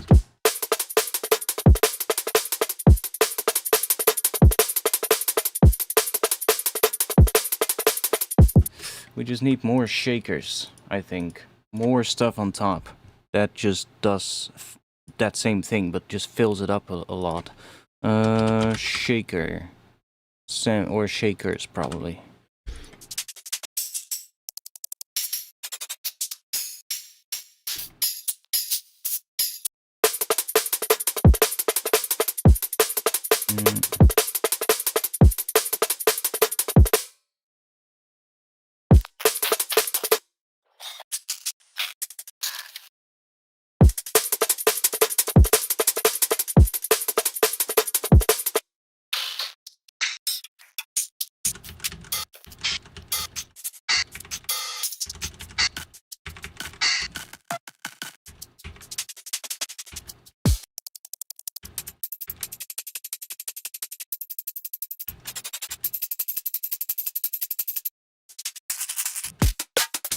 Let's not use this one. I can just, or that one, because I can just hear the thing shaker in there.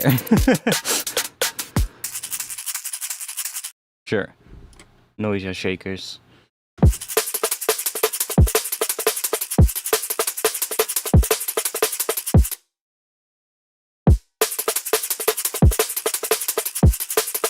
I mean, that does add a lot of high end, so could maybe work. Just set it to repitch, maybe.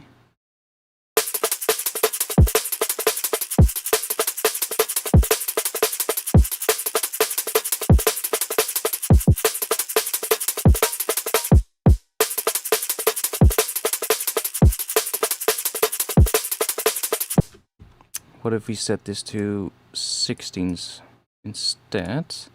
Make sure that we turn the groove on.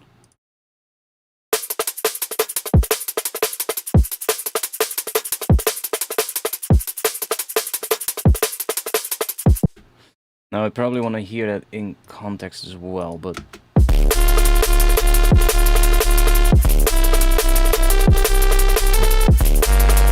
yeah, we definitely need a different step.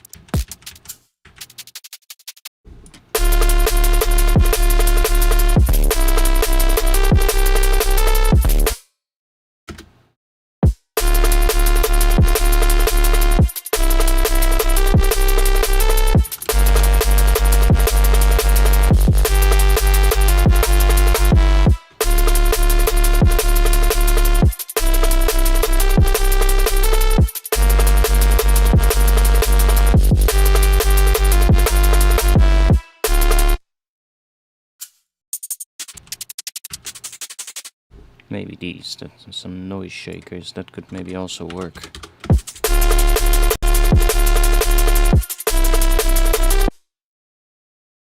Or maybe we just take these out.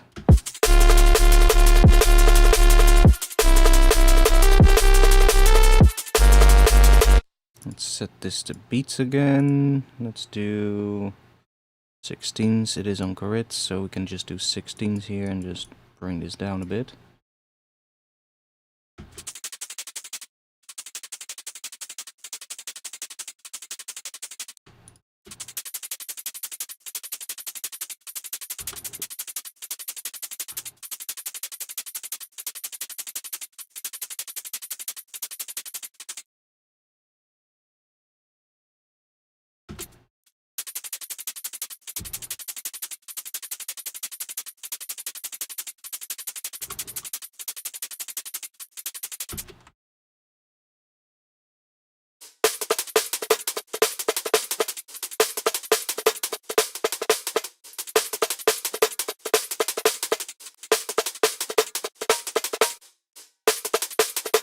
Okay, definitely add something, it just needs to be quieter, because it's quite a resonant kind of shaker. Let's see what happens if we do a little bit of processing on this group. Let's see what happens if we do some transient processing on that group. Let's try, maybe we'll do ST4B. See what we get.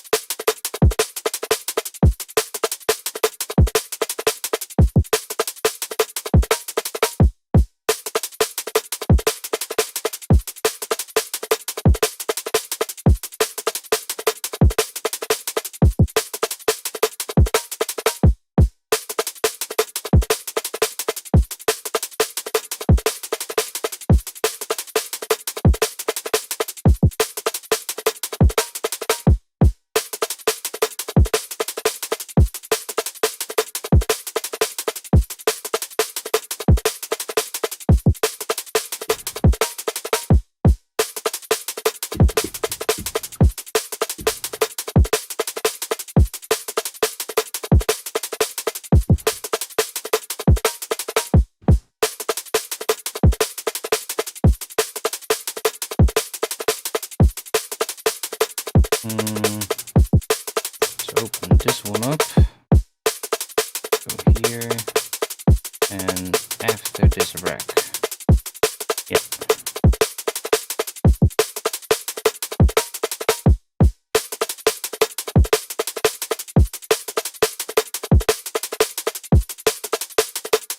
So this is only being applied to the main snare, not to the ghost snares. So just trying to make the main snare stand out a little bit more.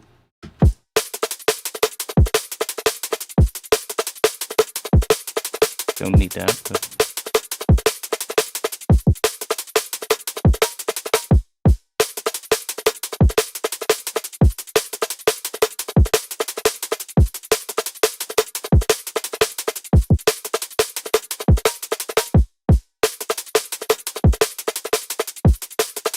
See how much that does? If I turn it off, now suddenly it almost sounds like the snare has no transient.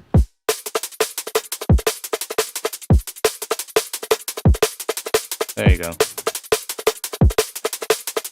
So that snare will be able to come through a bit more.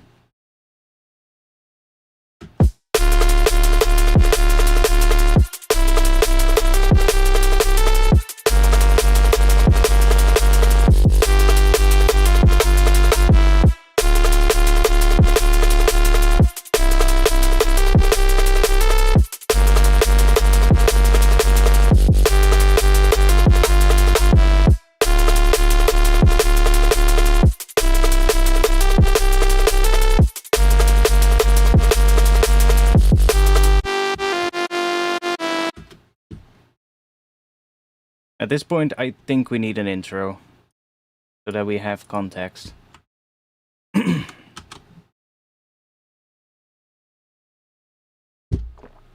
Oh yeah, sure, Colin. Oh, he's probably gone at this point already.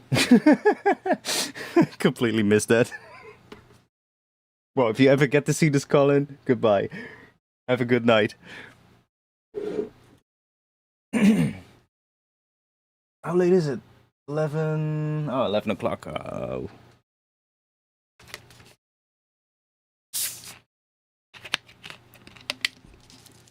How y'all doing? Who's here?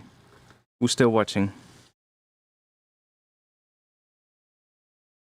While I give myself a little moment.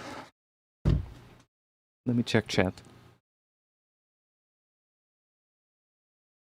Marasim, I was feeling a little down today, but saw your notification, so I'm doing good. Good to know.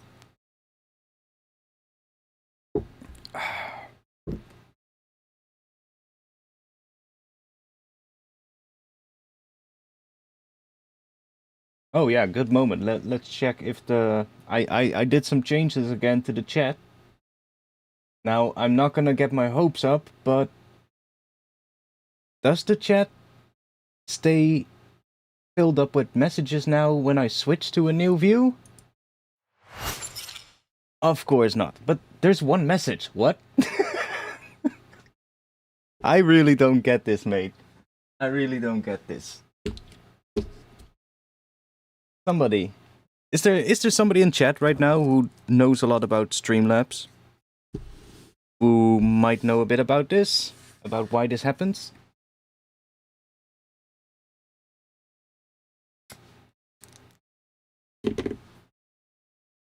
It's really doing my head in, this whole thing, with the chat going empty when I switch between scenes. Like, it's not that big of a deal, honestly, but I would like it to not happen, you know? I would like it to just keep all the messages when I switch to a different view. And I'm really not sure why it's not working. I've tried so many things at this point. I don't really have anything else that I think I can do. But I don't see the same issue with other people who use Streamlabs. So, kinda odd. And I've searched online, I've looked everywhere, but I have not really been able to find anything. Yeah, I already reported it to Streamlabs multiple times at this point. And there were a couple of people that replied to it that were like, yeah, I have the same issue. But nobody ever came through with an answer. And Streamlabs also didn't really do much to help.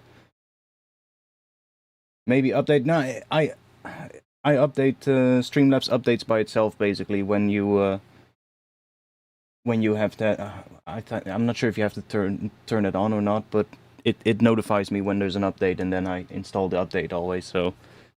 That shouldn't be it. It's just weird, you know? Like, this one has all the messages, but it's... Wait. Your name is a different color as well. What?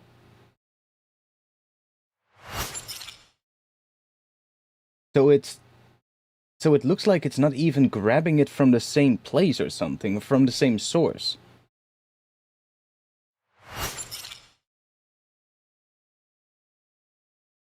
Interesting. Does it not sort of like sync all the different instances of chat sources that you add? Like it should, because it's all linked to the same YouTube channel and to the same stream, right? So it should just load them from there. Interesting. So that kind of tells me something, but it's kind of weird. Because it grabs the messages from the same place as the other chat in the other view, so... It's just that in the different views, there are different sizes as well, so I kind of need 2 different chats, I think. Or maybe I can do it with one. And crop that chat thing so that it fits the other smaller view. Maybe that'll work. I'll try that for the next time, see if that works. That's maybe the only thing I can still think of. Because let me check real quick. Are there... Let me just turn this on so you don't see what I'm doing now. Are there 2... I think there are 2 chat boxes. Yeah, chat box here, and then I have one here. That's a different source. So maybe that is it. Maybe it just doesn't like that there's 2 different sources of the chat box. Maybe that's it. Maybe Streamlabs just doesn't like that, and it just wants you to use the same source for all of the different views and then just crop that or something. I mean, I can try that next time after the stream and see if that fixes it.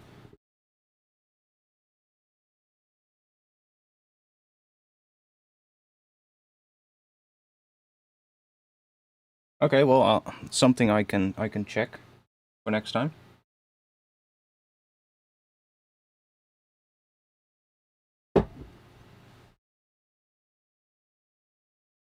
Back into here. Okay, cool. I think I'm just gonna spend some time now with some figuring out some intro thing, I guess.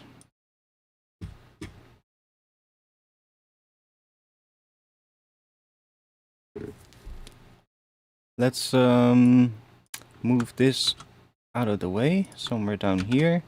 We have some space to work with. And let's just create a new track.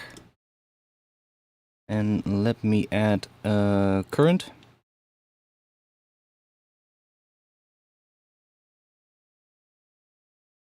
And let's save as well.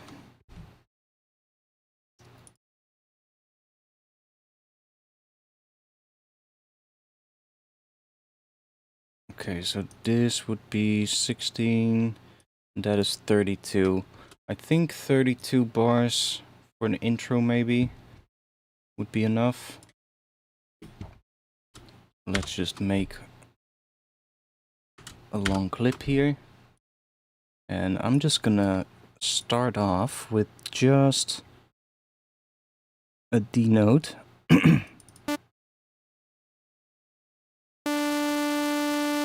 And let's go into current.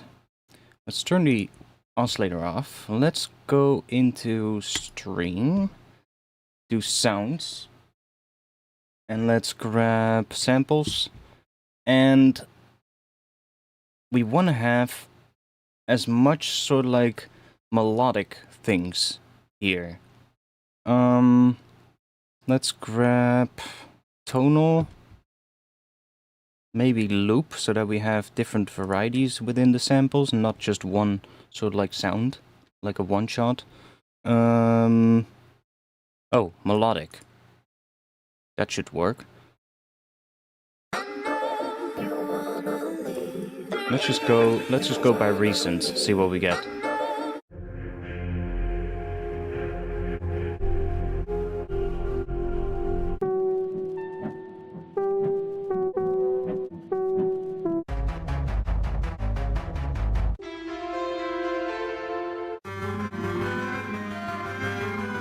What the hell?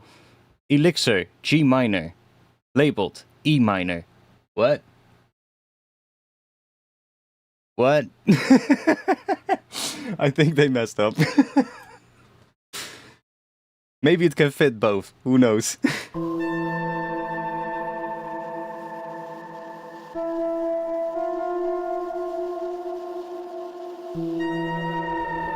Ooh. Like, we could take one of these samples and we can, for instance, grab maybe a curve. Let's curve it like that. And then let's just go maybe 4 bars or 8 bars. And then let's whack that on the position. No speed.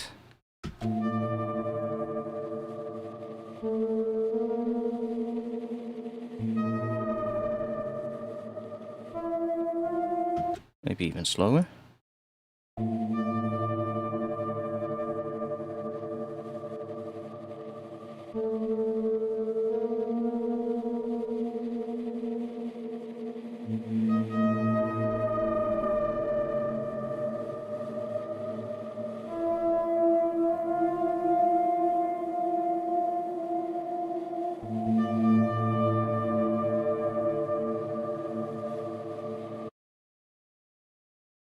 Let's add another track. Let's see if we can...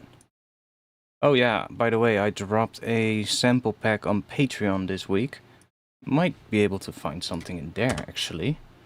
I'm not sure if they will work for the start. They're more like textural, but I dropped a new sample pack on Patreon with 250 granular impacts. So they all have like that kind of sound. So like all kinds of weird moving...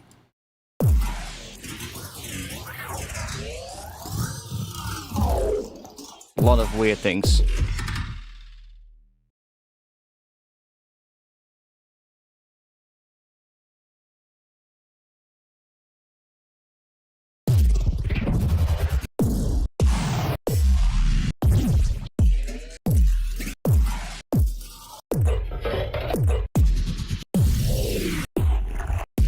Yeah, these are more for like transitions. These would work well at the start of a build-up or something. After like the intro, when you have a transition into a build, then these would work really well at the start of that to give it texture and at the same time an impact as well. But for this we need something more that is more of like a... more like a rumbly kind of impact. So let's go into current, because there's probably one in current that we can use.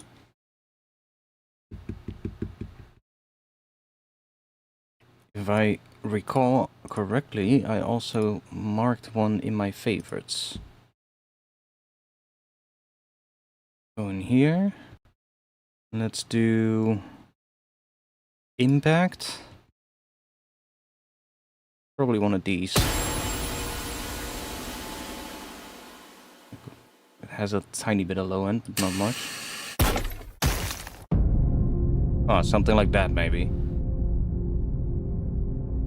Don't really need the melodic layer on top, but we kind of just want to have the low end from this. So I guess we can just grab... I mean, we can just grab this, I guess. Just do pretty steep low pass on the sample. And then we need a little clip here. Let's make it just the first 16 bars, maybe a bit long, but don't think this is 16 bars long, but I hope that that is tuned right, because the sample is tuned to F, it says, so I hope that is right, and that it's now in D. Sounds right.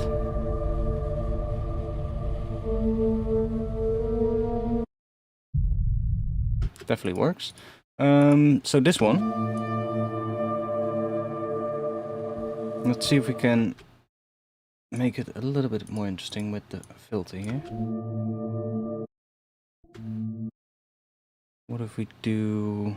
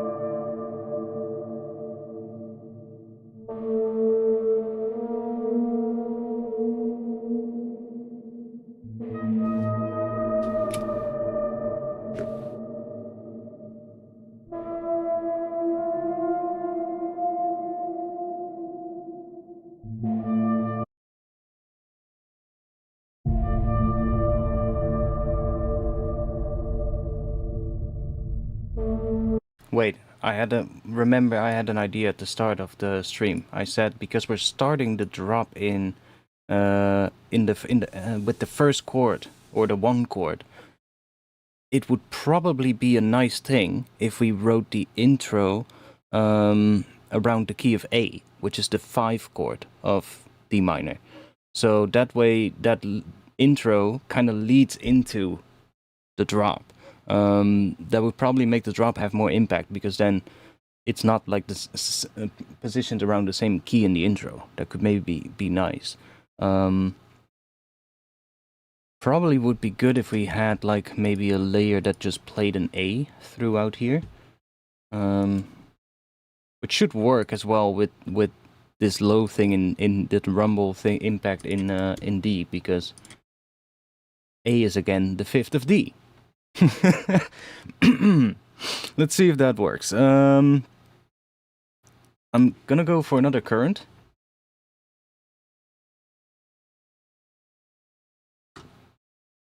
And we're just gonna grab that note.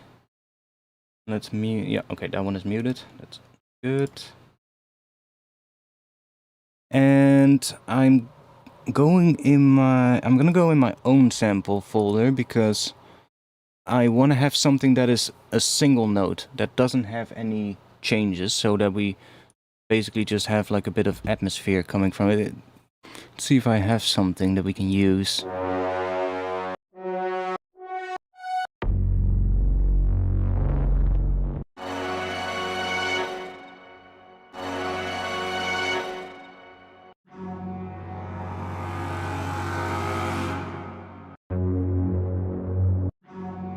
Something like this could maybe work. Let's just go into the granular engine. I'm just gonna grab one of these and just try it out, see what we get. No speed, bit of spray, size up a little, maybe add another layer. No punch. By the way, if you don't know what the punch does, when punch is on, as soon as you hit a note, immediately it will have all the grains playing. So it's almost as if some of the grains already started playing before you pressed play.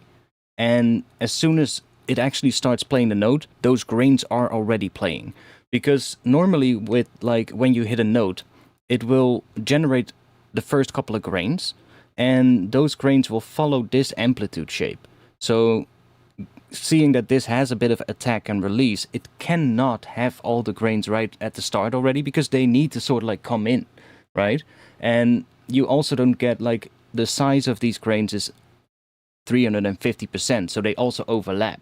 So you get 2 grains starting at once, and then before those 2 grains are finished playing, the next 2 grains already start. So they kind of build up and they become sort of like bigger. But when punch is on, it sort of like almost does it as if all those grains are already playing, so that when you hit a note, there's always volume right there. But when you're doing sort of like pads or stuff like that, most of the time you're going to have a slower attack anyway, but I just turned this off, so it also kind of has a bit more of an attack naturally to begin with, because the grains kind of just start one by one, and then they sort of like start stacking up on top of each other. So the more layers you have, and the longer the size of those grains, so the more overlap, the more of that build-up you will also get. Like now it's not really that subtle, or now it's not really that noticeable, because, you know, they start pretty quickly. But if you slow this down and maybe add a longer time, so you can see what is happening. You first get a couple of grains and then the rest comes in. But if we have punch on, it still looks the same, but we do already hear something. And here we have attack, see? Basically starts right away, and like that it has attack. So it kind of, that's what it does. It doesn't look any different here though. That's kind of odd. I would like it to actually show all the grains right away, because that's what is happening. But doesn't really matter.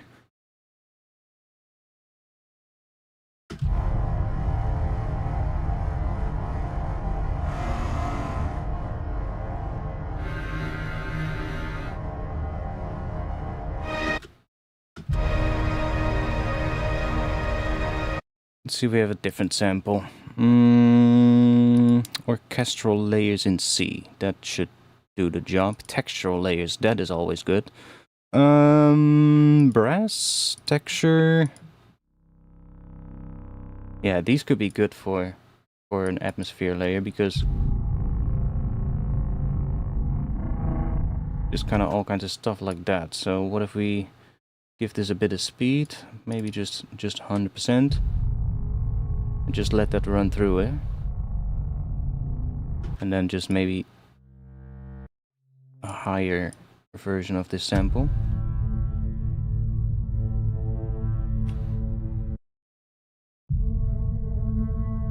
Like that, something.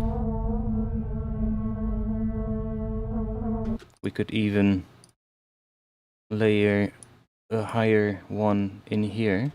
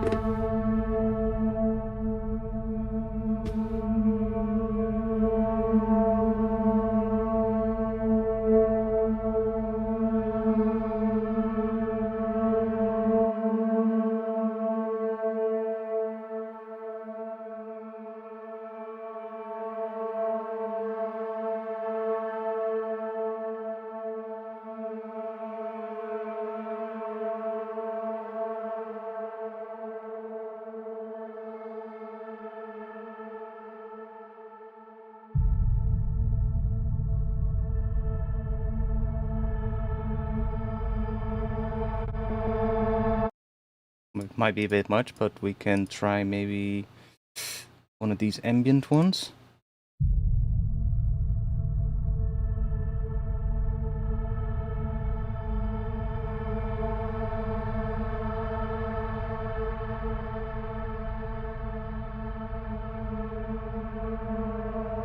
And these audio files, by the way, you can make stuff like this really easily yourself. What these audio files are, I basically just took an afternoon, and oh, by the way, let me just switch back to here. What I did with these audio files, I just opened up because I have a whole folder here. You can't really see it. I still need to do a view where I can switch myself and the chat to the right side of the screen, so you can see chat, or so you can see the browser. But I'll just do this one real quick. Like, I have a whole folder here, as you can see, with orchestral layers in C, and then clean, and I just took a bunch of contact libraries that I have. You can see one Spitfire Albion library, and the Solstice one is also a Spitfire library, by the way. And I just took those, and I just went in, and I just bounced long notes of the sort of like instruments, just single notes in C. And I set up like some mod wheel movement and like some other things so that there was some variety in them. Now these are just sustains, I believe. But you can kind of see that they already have a bit of volume variety within them. And then these are just different octaves. So you can see between the different octaves it's also different.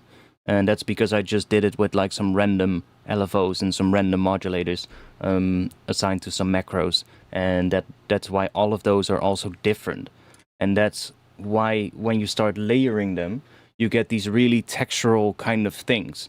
Now, these are just the regular sustain patches that I took, and I think I almost did all of the articulations of the libraries that I picked, at least the ones that I liked. So the detuned sustain, the hollow sustain, and then we have some brass, different ones, and choir, and some other strings here. I've got quite a few. But those are just all kinds of different articulations that made me go, oh, that one sounds cool, that one sounds cool. Maybe that could be fun. And I just bounced long files of them to audio. Now, it wasn't even that much work. You just basically just setting up a bunch of tracks, and then for all the different octaves, and then just, just loading up a patch, and then just bouncing all the selected tracks at once to different files, so you could just bounce all the octaves at once.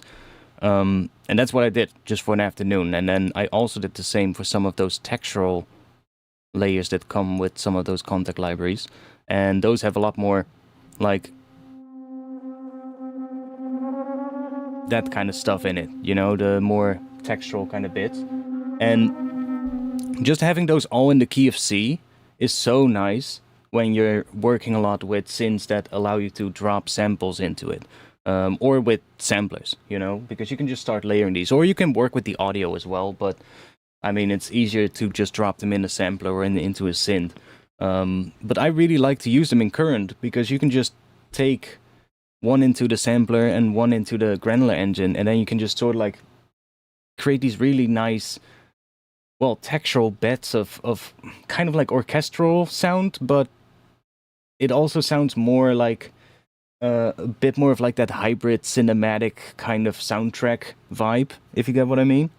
And you can still layer it, of course, with other things. So let's say you want to have these just play, like just layer a new patch underneath it, playing a bass with a synth, for instance, or just add like a synth layer in here. The only downside is you can't really play melodies with it, because then the other ones are going to be starting over again as well, and it's kind of nice if these just run freely through the sample. But you can create these really nice textures this way.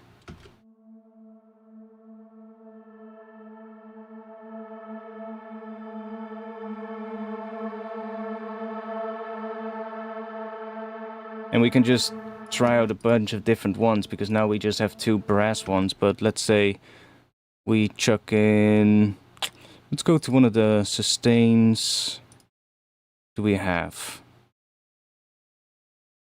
What do we got? Sul Ponticello. Let's grab that.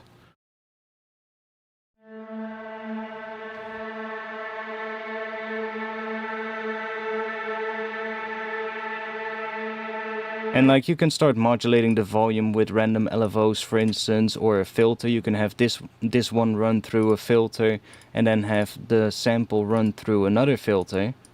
Just make sure that they're parallel. And then now you have two different filters that you can also modulate with random LFOs, for instance, so that they morph into each other, and you can create these really nice beds of texture this way.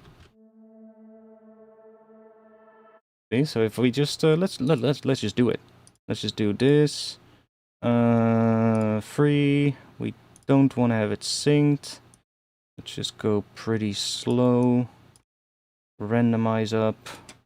And let's copy that a bunch of times. Because we're gonna need more than one. And let's just chuck that on here. And maybe we do that and then bipolar. And then we chuck number 2 on the depth here, so it also kind of changes. And then maybe we have another one going in opposite direction, controlled by another one. And then let's do the same thing for this one. We'll just grab number 2,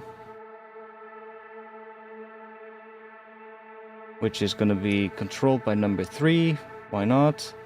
And then number 4 is going to go on here in opposite direction. And let's have that controlled by number 1.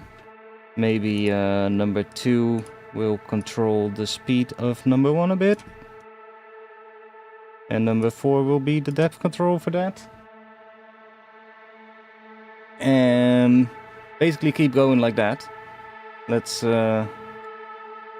put you on the level here.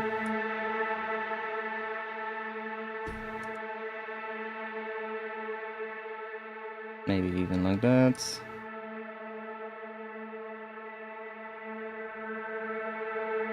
And maybe we also set these rates a little bit different.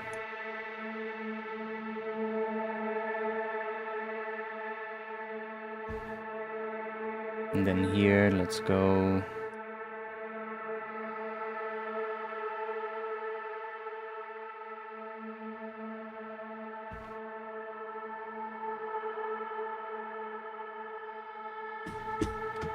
Let's go back into the textural ones because those work better for this kind of stuff.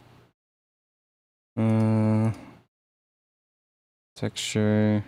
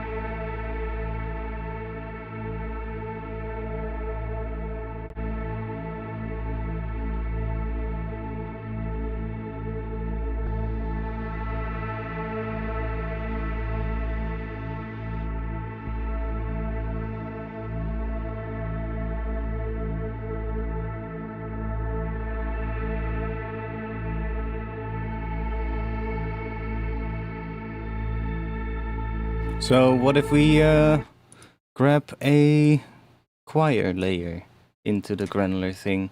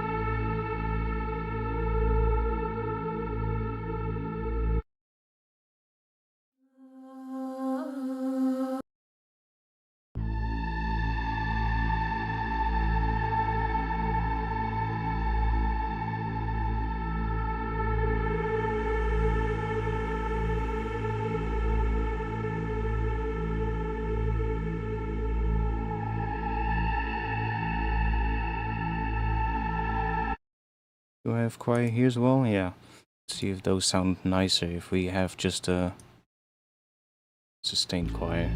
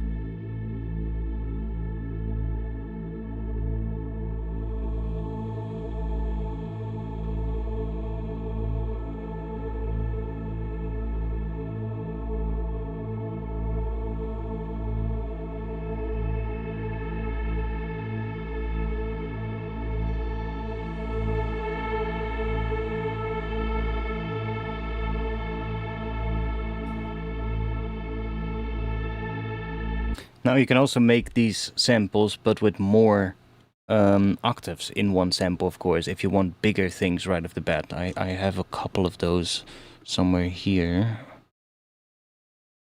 Is it this one? Yeah, here I have a couple of ones. Like, for instance, you just make like a big one like this, which is just a lot of strings in one file with different octaves. If you then start playing with it, it just immediately becomes really big.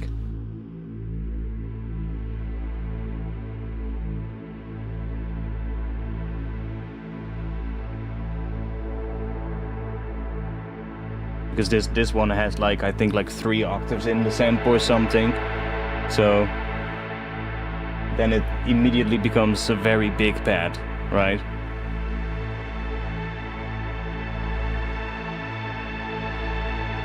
Like heck, you could even do what do first with like those individual layers that I was doing now, that you've made, and just throw those into here. So let's just say one of this, and then you just bounce this note to audio, and then you throw that back into it in a new patch. For instance, you do it again, but with like a couple of different versions of granular things that you already made, and you'll get some really weird shit probably. Yo, greetings to Ukraine. Hope you're doing okay there. Fucking war keeps going, huh?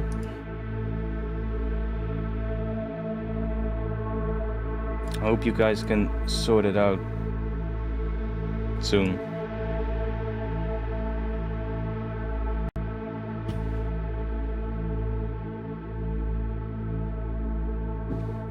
And if not, I hope we'll send some more weapons or planes. I don't know. We probably got some more left that we can send. And if not, they'll probably buy some. I don't know. But yeah, it would better if it would just be over.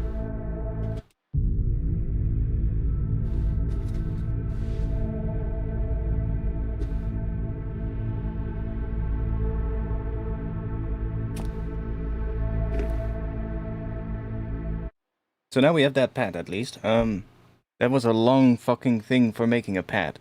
Oh my god. I think we spent a hell of an hour or an hour on making a pad. But okay, cool. Now let's go back to this thing. Let's actually rename these. This is just our pad in A.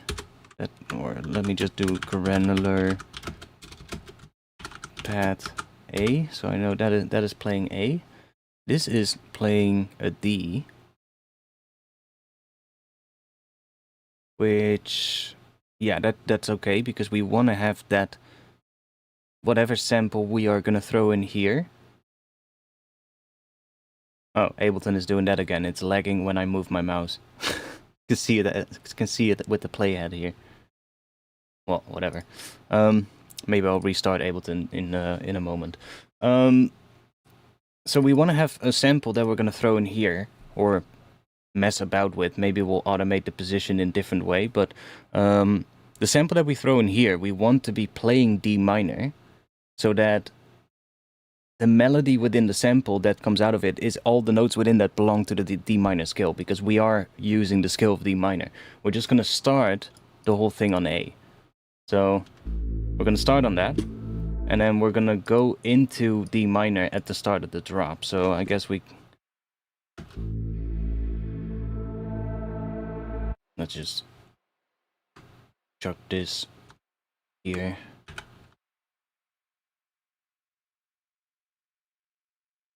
It's gonna sound super weird.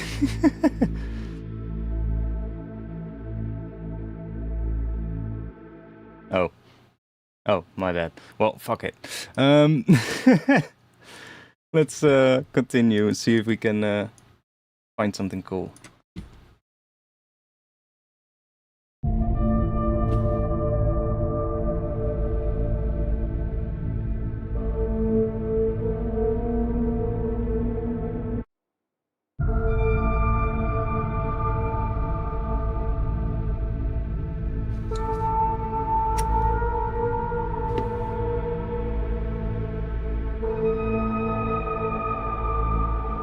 See, it works over that A.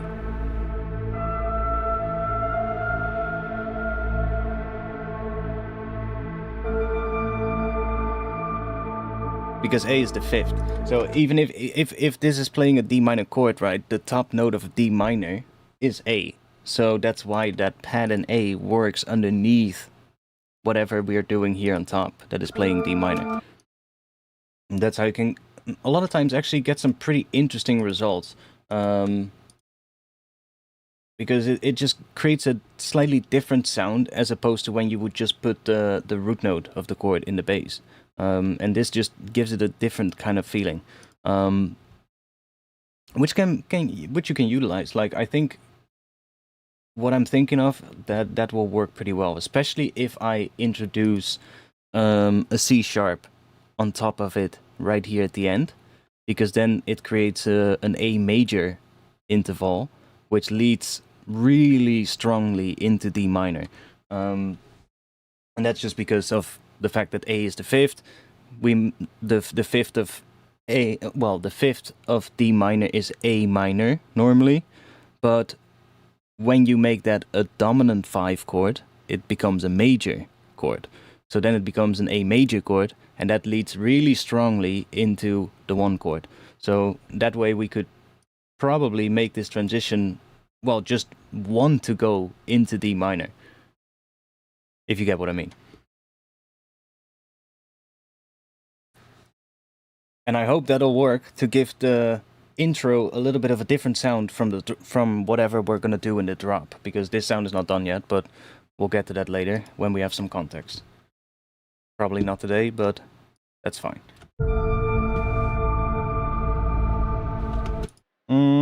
I do like this one, but let's add, let's see, to grab that head real quick.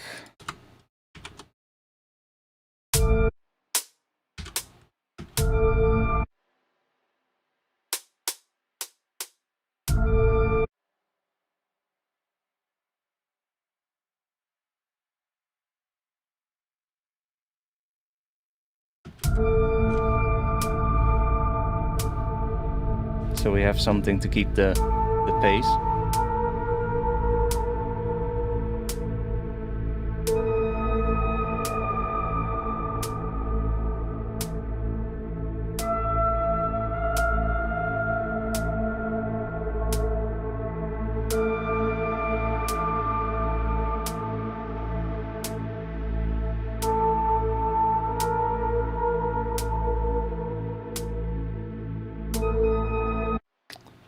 like the sample, but let's see if...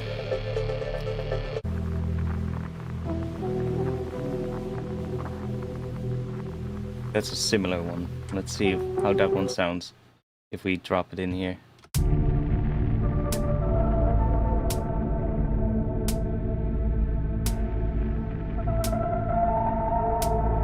Yeah, I like the textural sound that gives with the granular engine playing that sample instead of just using the sample by itself. You get this sort of like granular sound to it, and if we change the rate here, it sort of like changes the speed of that. So if we set it to 1/8, but usually on 1/16 it works well. Sometimes even on 1/32. But usually 1/16 is the best for this, I think. Depending on the size, you will hear more of it or less. But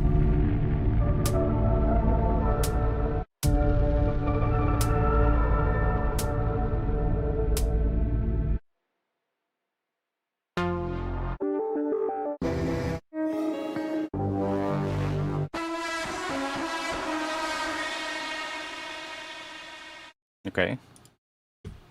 What does that do?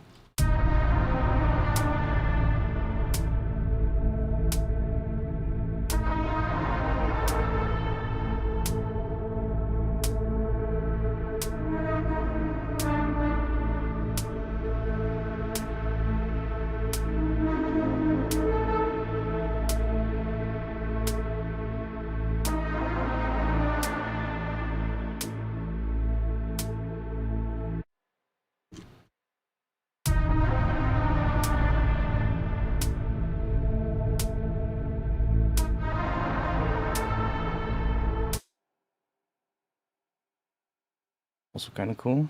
Oh, wrong.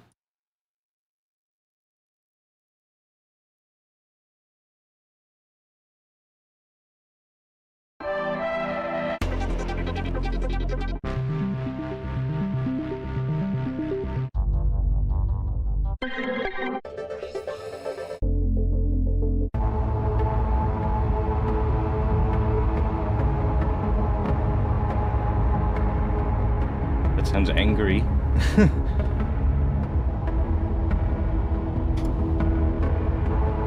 Already sounds granular.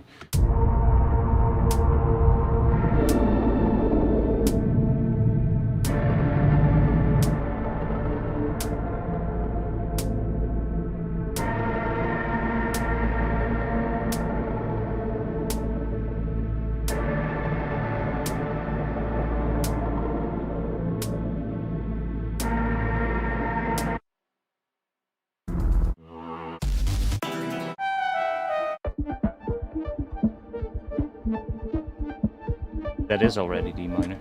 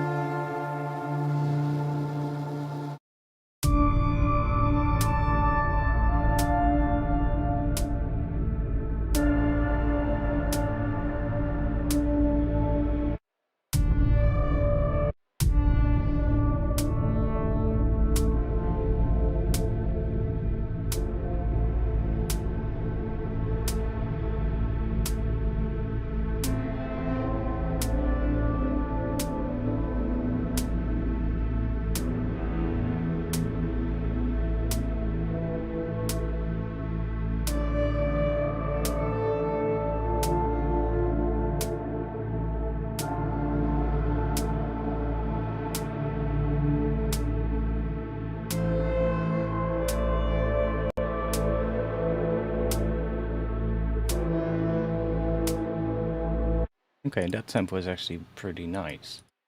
Kinda like this one.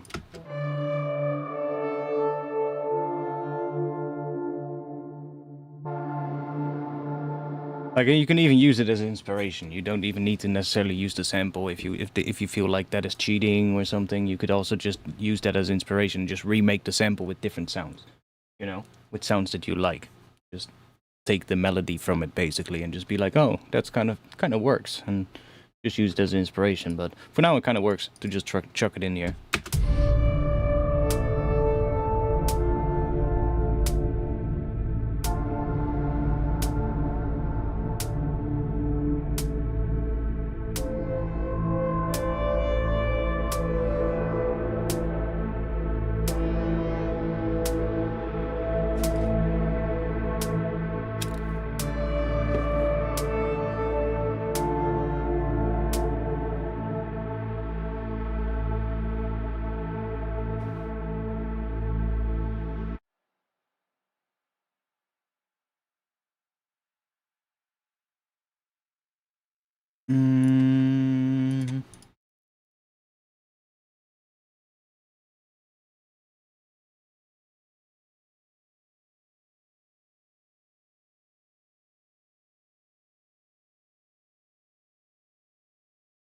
Let's see.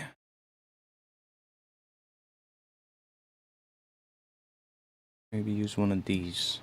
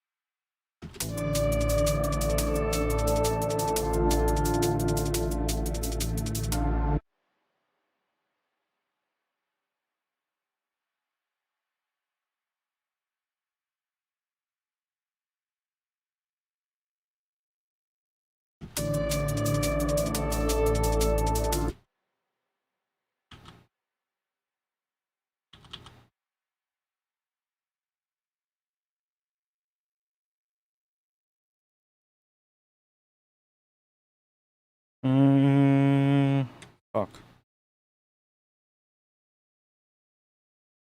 I should have done the markers first.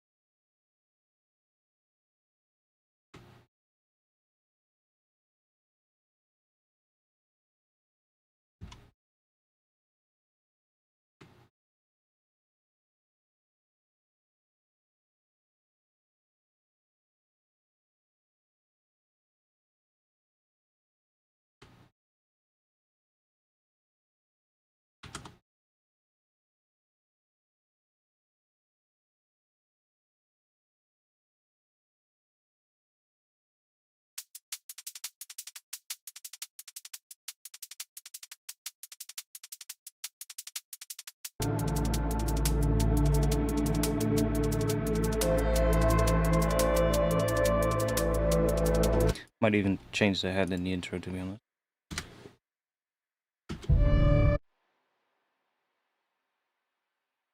Let's just add another one. Something pretty light.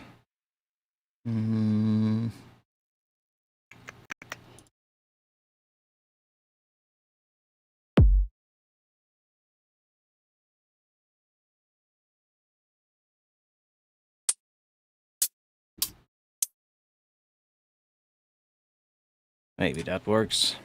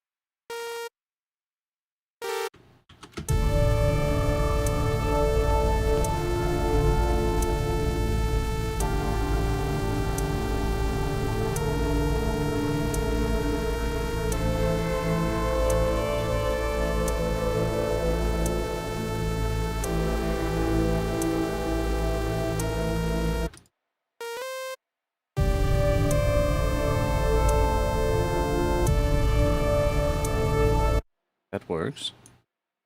As a melody with the sample and the pad as well. Now, then towards the end here, we probably want this note to become that.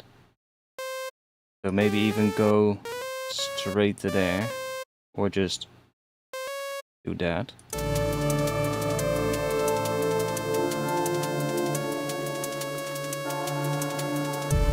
Because then it leads really well into D minor, so.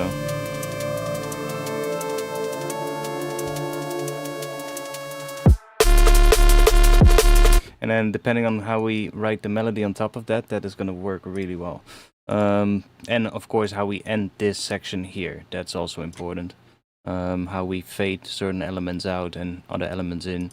We need like something building tension here, and we probably want to have it really leading into that kick. And then, yeah, you get what I mean.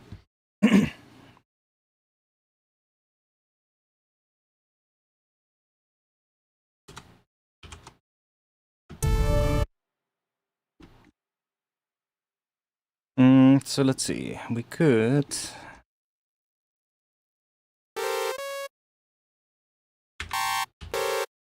yeah, let me just put them up for now. Let's see.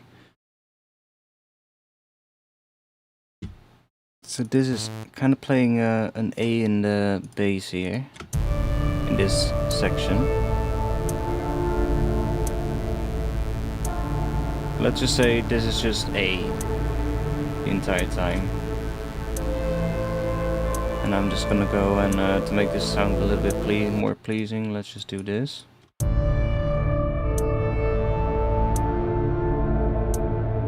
And then maybe we'll do that so it's nice and white.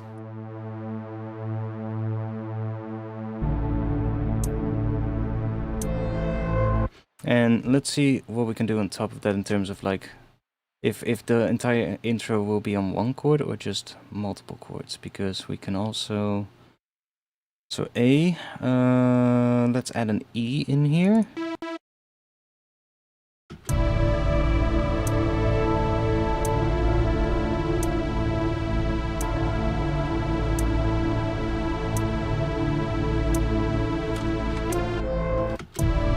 Or do we want to do F first and then go to E?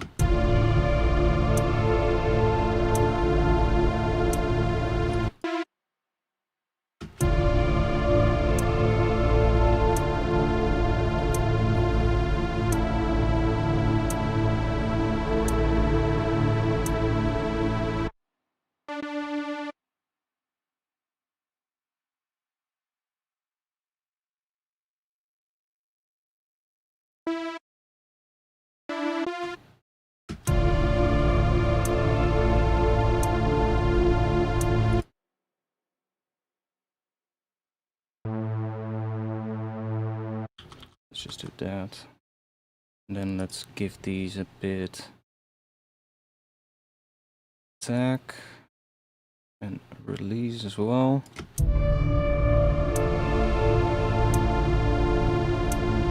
And I'm gonna make this one a little bit bigger with one of those samples that I had earlier. Let's just let's use the granular part. That's probably better, because then we can change the position more easily. Let's grab maybe some string sample.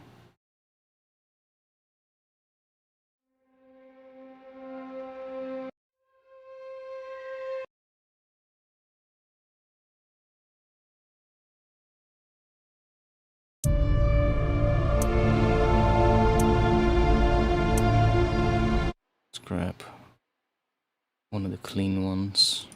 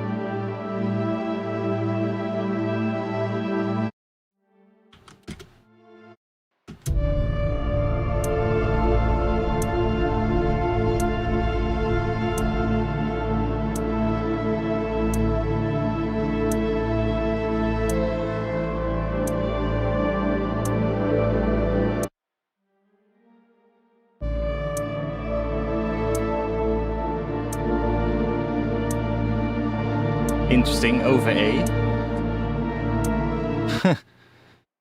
A B flat major over A. That's weird.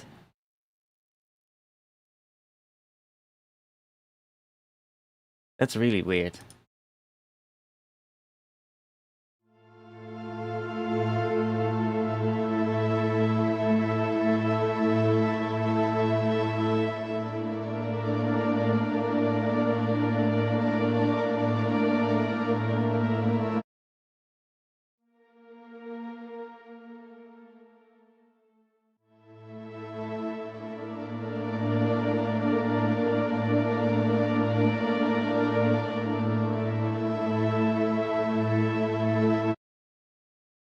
Kinda works. In a weird way. Like on B flat, like if we look at this as like a B flat section, then this would become, I guess, that? Or no, it would become that. That's a B flat major. And then A, which is in the bass, would be the 7th. See? That would be the major 7th of that chord. But we're playing it like that, and then it's here. So it's kind of really odd. But it technically kind of still works in a weird way.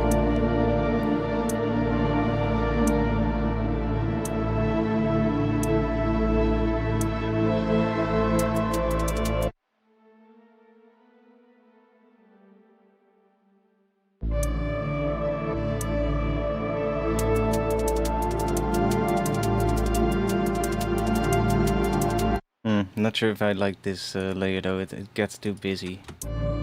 Probably because of this sample, honestly. Probably want to do something ourselves instead. So we have a bit more control.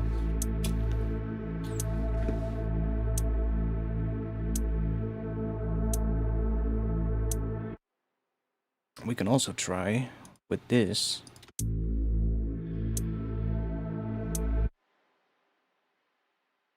To play with some vocals. That would also be a thing to try out.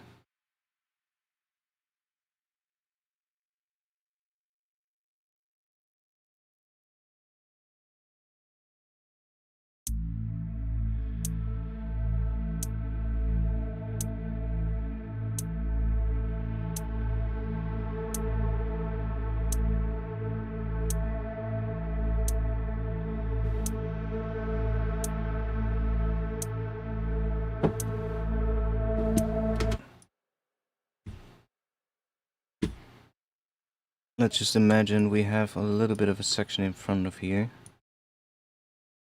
that leads us into here so that we can chuck some vocals in here. Let's see, because there's probably vocals that will want to start before the first beat, but let's see what we have. Let's try one of these then, because these are probably gonna sound quite interesting. But these are probably going to be in like a harmonic minor or in Phrygian dominant or something like that.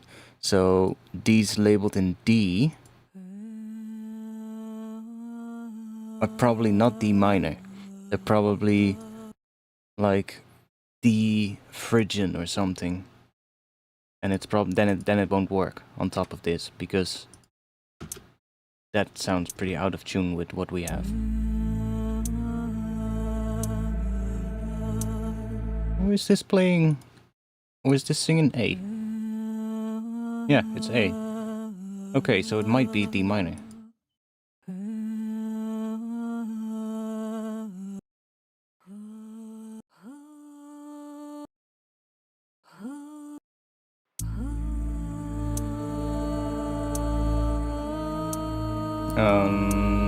No, it's also... It is Phrygian. Probably major Phrygian as well. So then we want to find one, or we want to tune this one up to A. Or let's see if there's ones in here that are closer to A.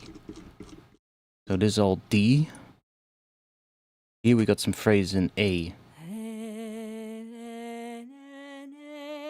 So those are probably gonna do A Phrygian or A Phrygian dominant, which would be major Phrygian.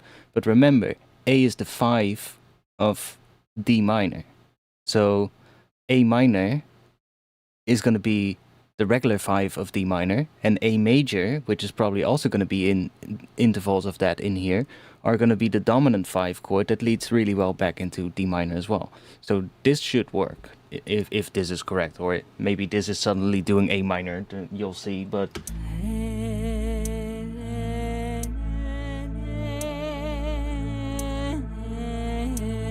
No, this one works. See? In terms of the notes. Now, these are in what BPM? 95, so that would be what? 190? Yeah, 190. And then let's set that to complex.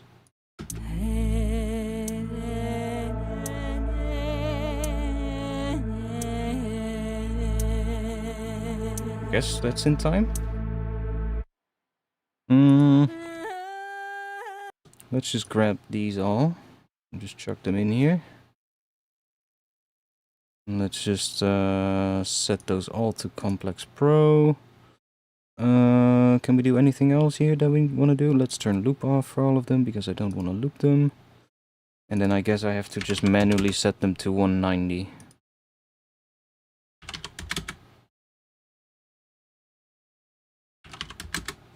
And then we can see these different ones. Oh, this one is longer.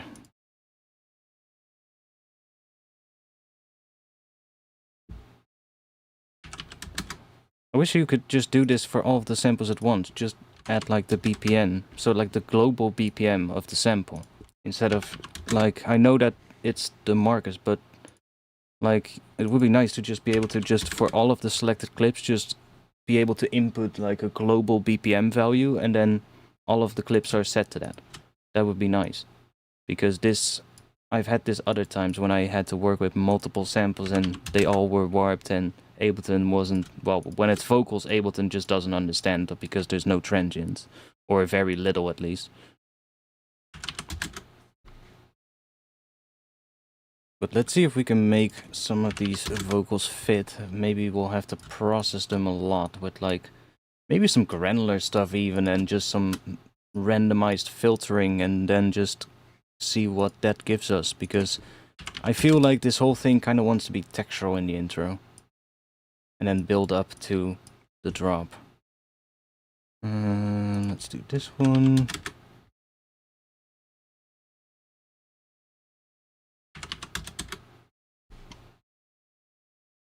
I'm just gonna go and move everything here for a bit. And then I'm just gonna go and grab...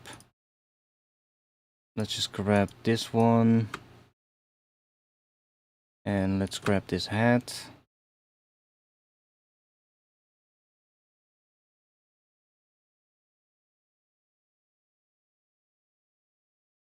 And let's just grab that one as well for good measure, and we'll make it come back every...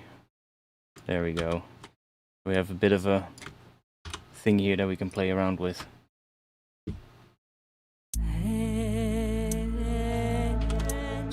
Group that. And let's give that a bit of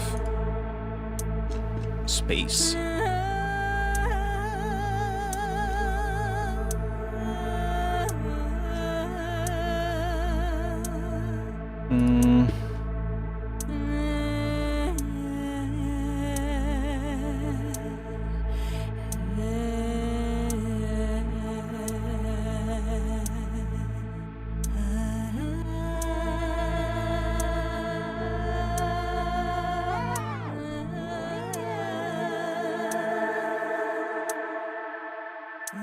Oh, I probably wanna get rid of that automation here.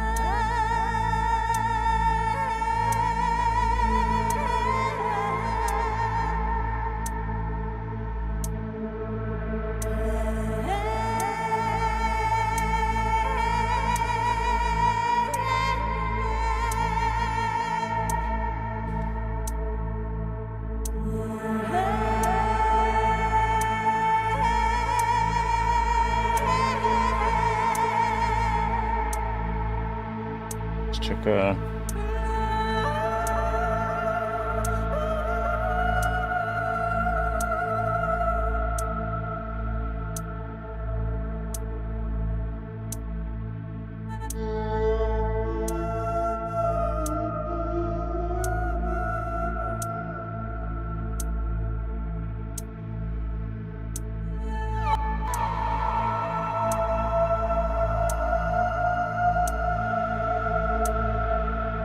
like playing with something like this to really smear this out. Or I'm reading smear.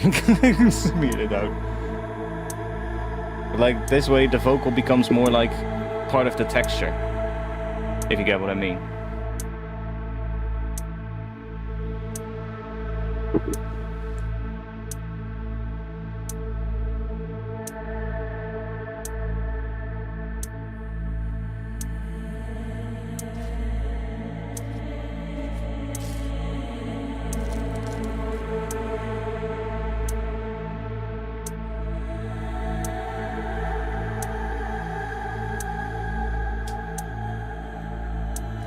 Spec Ops could sound cool on it. True. But I haven't really used Spec Ops in a while, actually. Let's also save, by the way.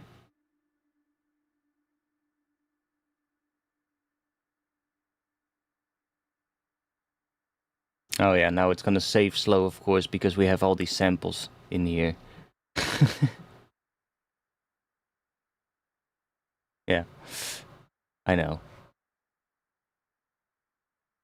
For some reason, since the Live 12 update, it's still not entirely as quick as the previous versions. Yeah, Spec Ops is kind of cool. It's a really interesting plugin. Like even just putting it at the end here, you'll get some really weird shit.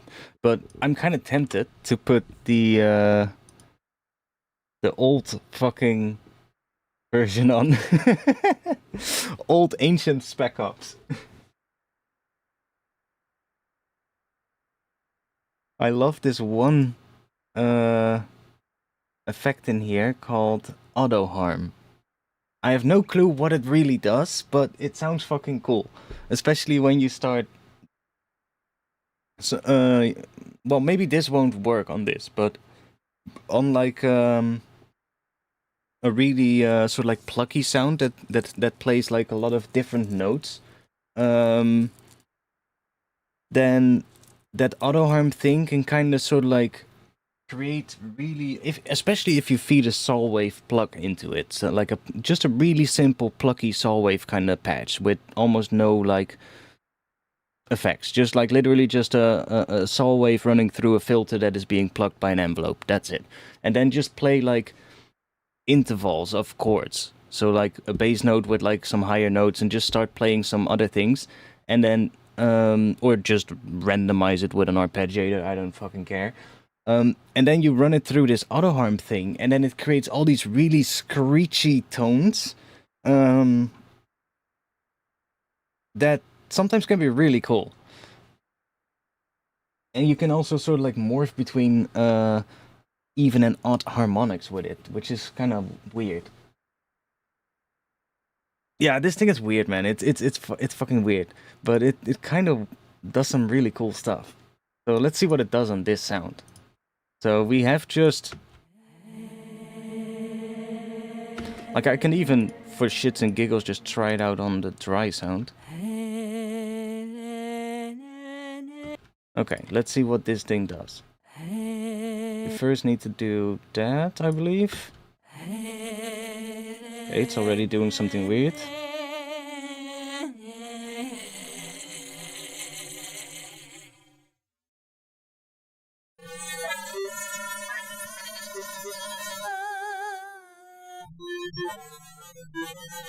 Those tones. See what I mean?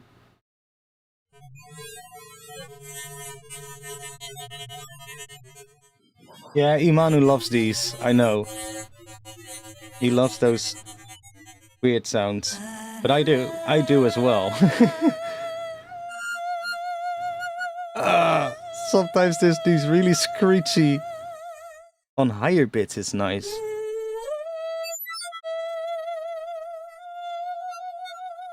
But like, imagine that running through reverb again. So if we put this here, maybe even in front of the delay as well.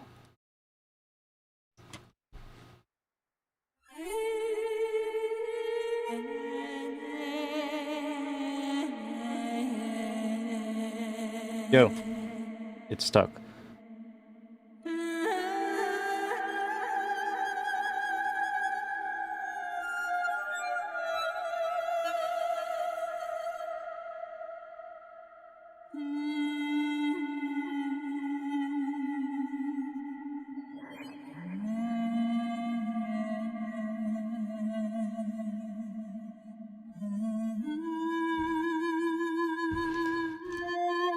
Run these sounds with a bass, a sub bass through distortion, you should get some pretty weird shit.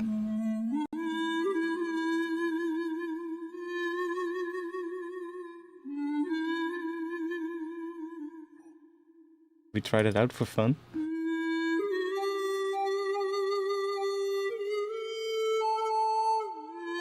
Where's our bass line?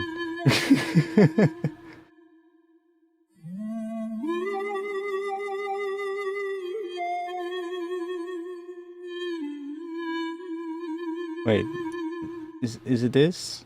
Oh, there.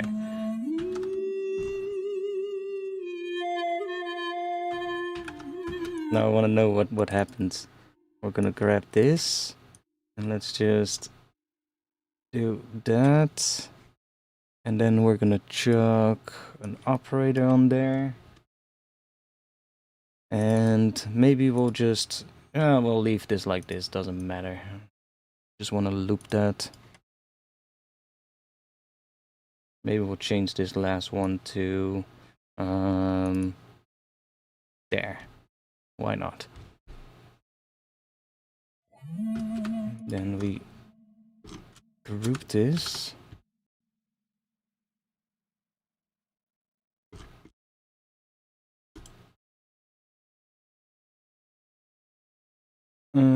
Da, da, da.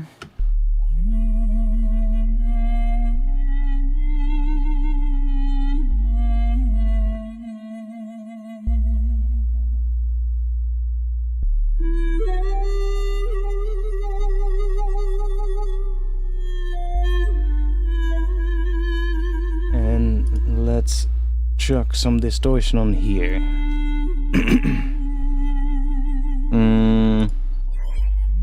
Roar or something.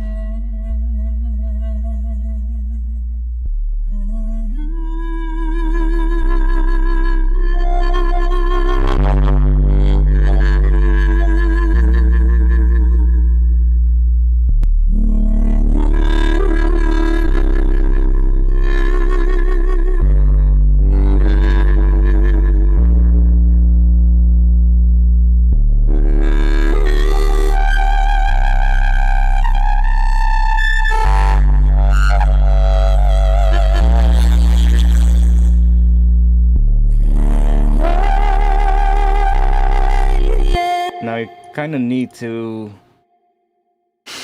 We're getting so sidetracked, but this is kind of fun. Let's...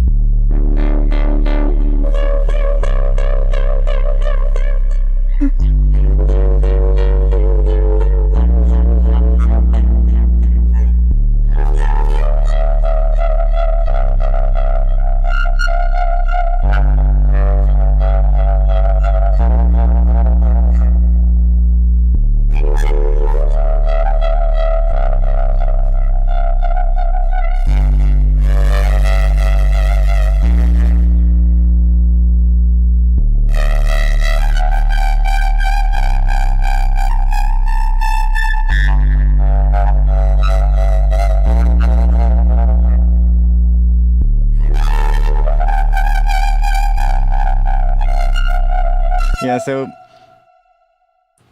you can imagine if we have like I don't know, these samples in a granular thing or something, and they're moving around randomly, chopping it up randomly or something in like rhythmic things, then running that through distortion with a sub bass, you get all these weird tones. And if you then just sort of like move that thing around, you get all these weird kind of sounds, like all these screechy ass fucking weird things. I love it.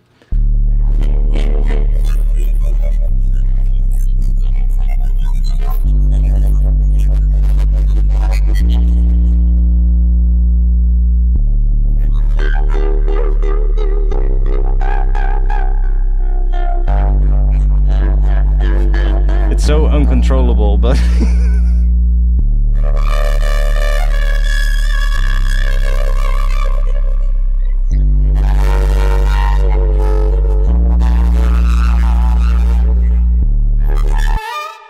what the fuck was that?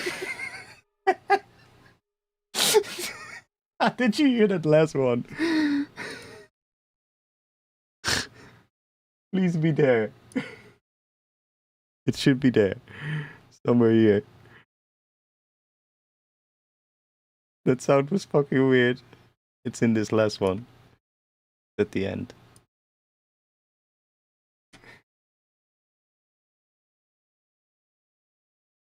It's the tail of that sound. That sound fucking weird.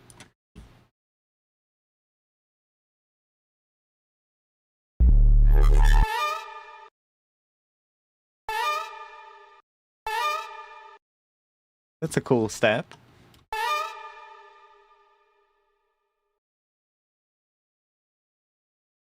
We found a cool step sound. How do you split an audio file again? What is the shortcut for that? Was it Control E? Ah, yes. Nice. That's a cool sound.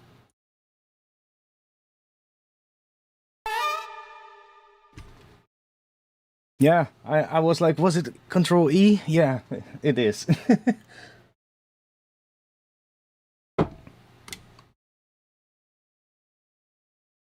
You know, that's what I love from this kind of stuff, that you get all these weird kind of sounds. So probably it would be cool if I added a couple of gaps in between these notes, so that we get more of that. Right?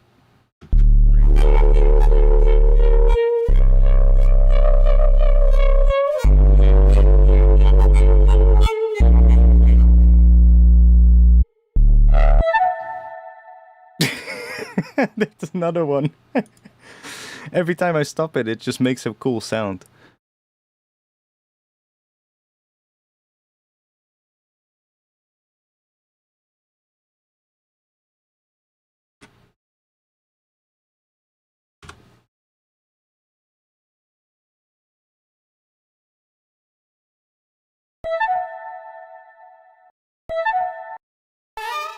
That one is better though. That one is awesome. That's like an actual good sound. I would literally like be able to use that in a tune. This one is a bit weird, but who knows? This one sounds really awesome though. Just fucking weird. Just making these.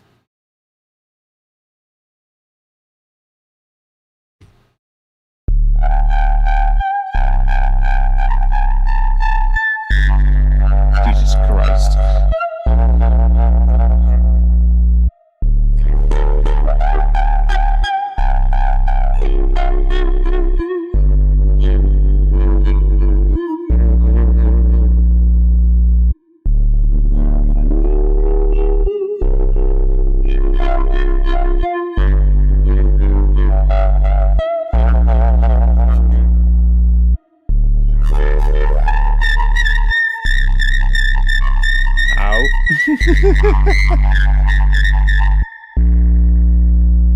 I see we're losing viewers.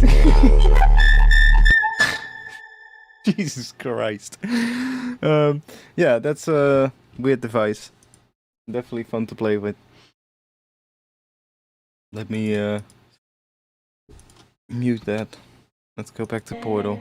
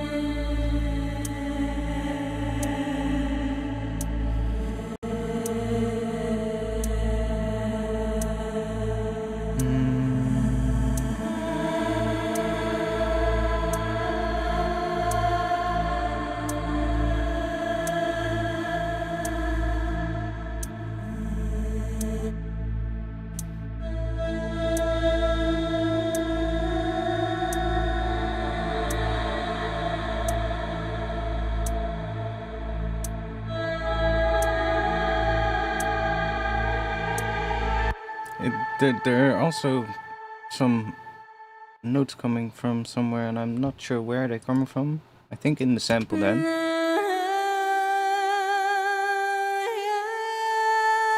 It's probably that little flip in the in her voice that creates that with the delay. That makes it more pronounced, I guess.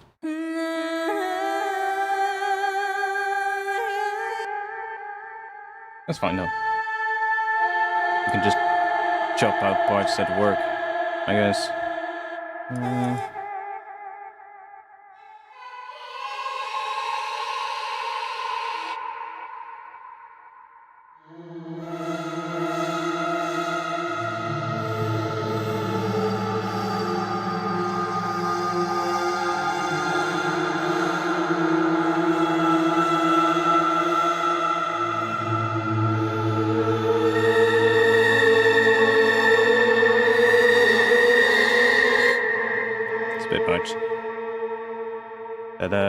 Let's go to here, this. Which one was it again? This one. That one worked pretty well.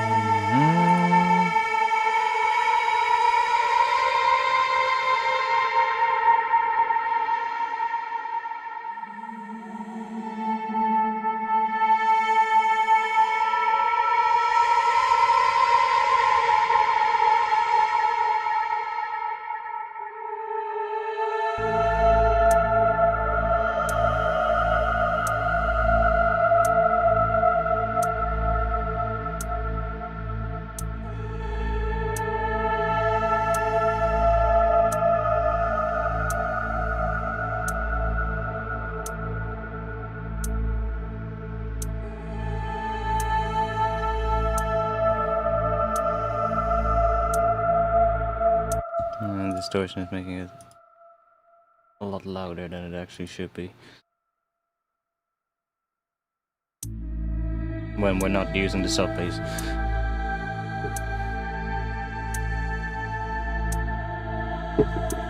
Because this kind of sound, here I hear things that make me go, yeah, that could work for the intro.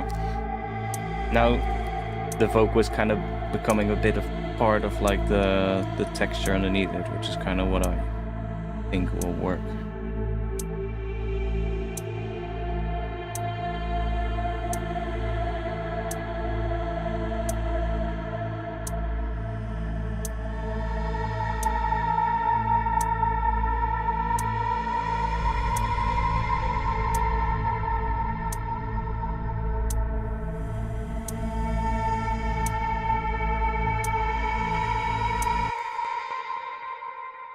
Let's see. What other samples are there here? Because we have... Oh, these are a lot more.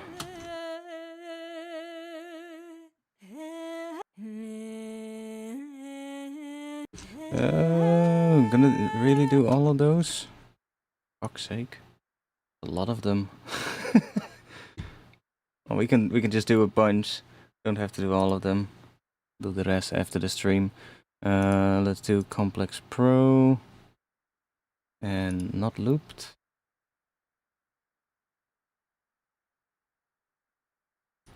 Would be the same BPM, so 190.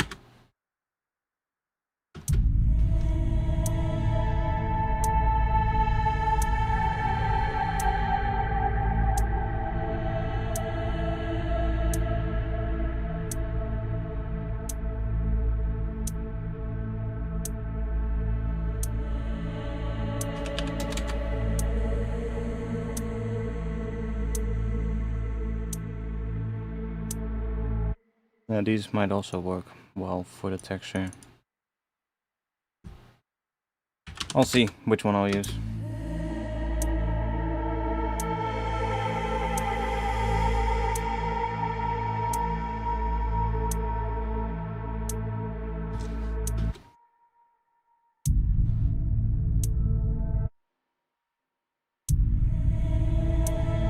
I'll really have to resample it and make sure because there is some weird notes happening there, and I could probably fix that with Melodyne or something before it runs through the processing.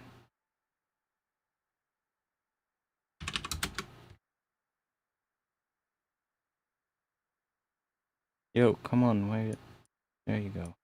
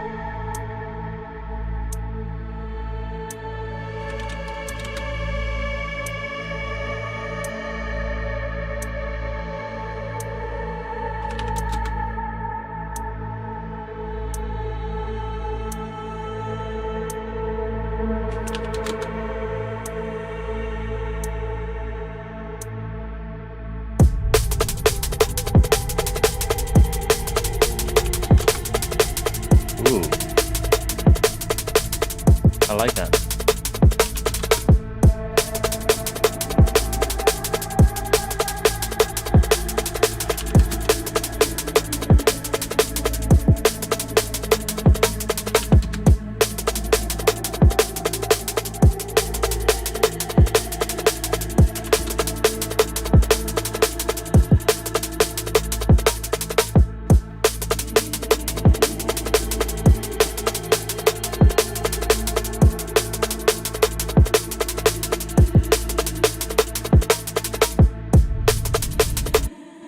Damn it, I was too late.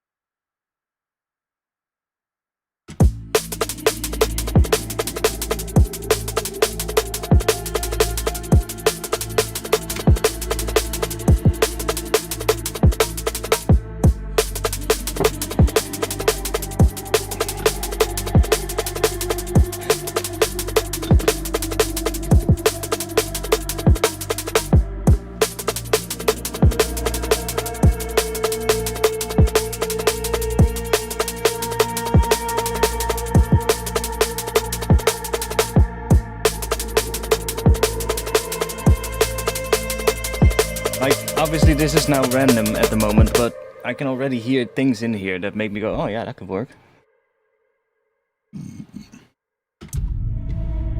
Probably this would also kind of want to change quicker, honestly.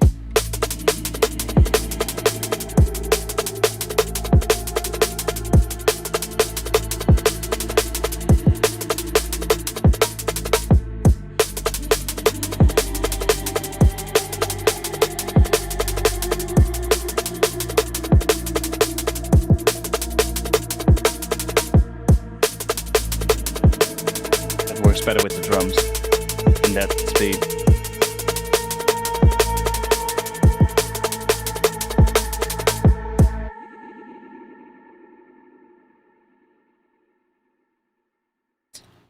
Come on.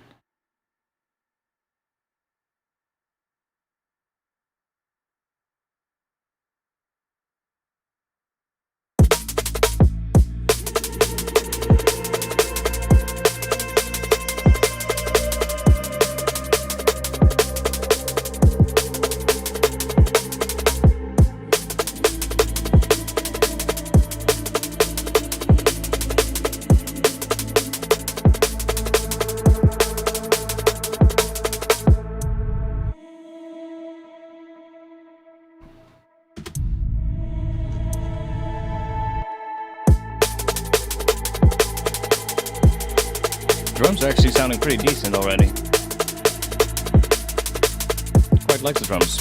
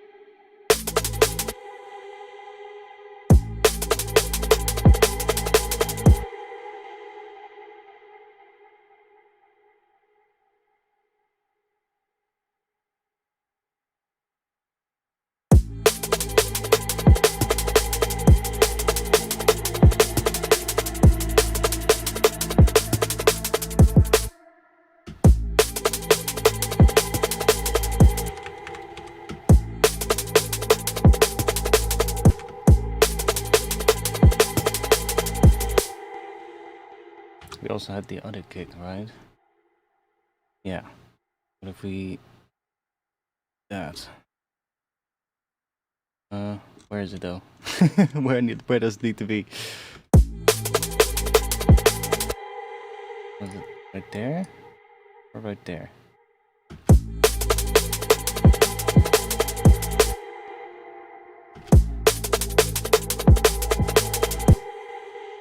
Maybe I'll even have to make another one.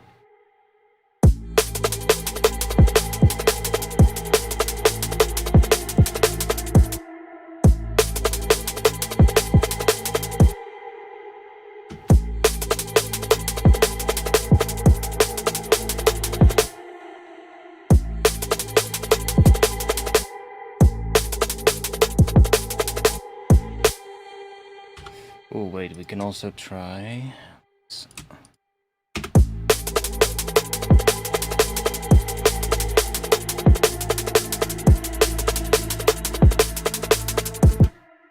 Okay, hear these.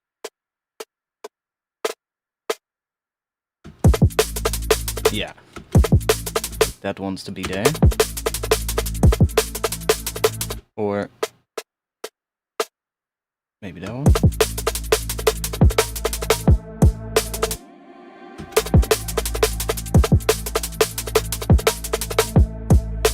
That's nice. Let me just mute the vocal for now. Oh well, that's not. It's actually kind of nice. I can just join this into one clip and then loop that. Then I can just edit it while this whole thing is playing.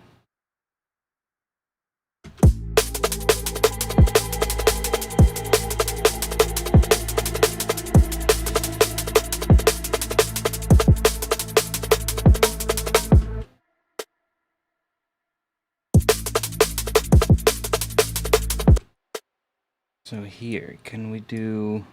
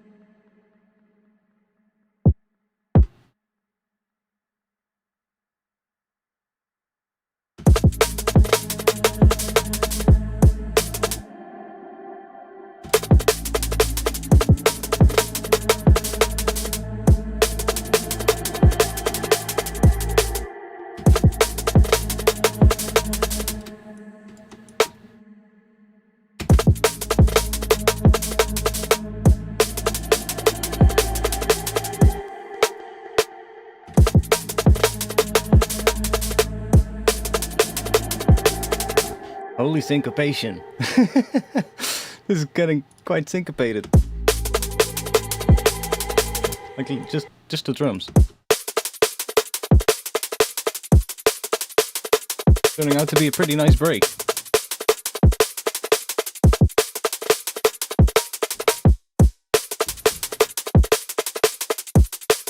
We don't even need this track here.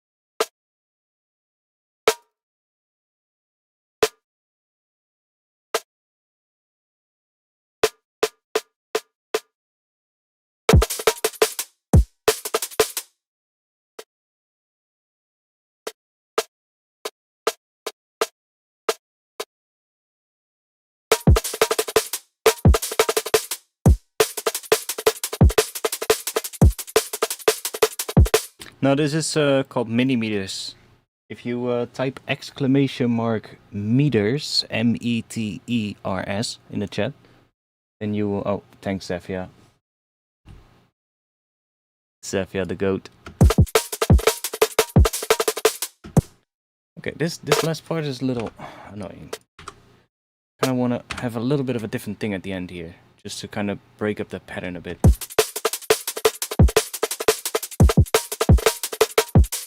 Maybe just even ending it on that.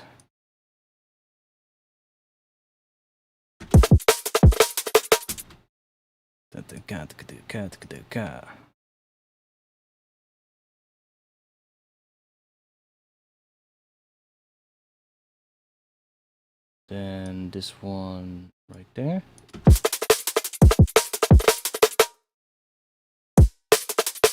And then maybe that we can just grab this one, drop that there.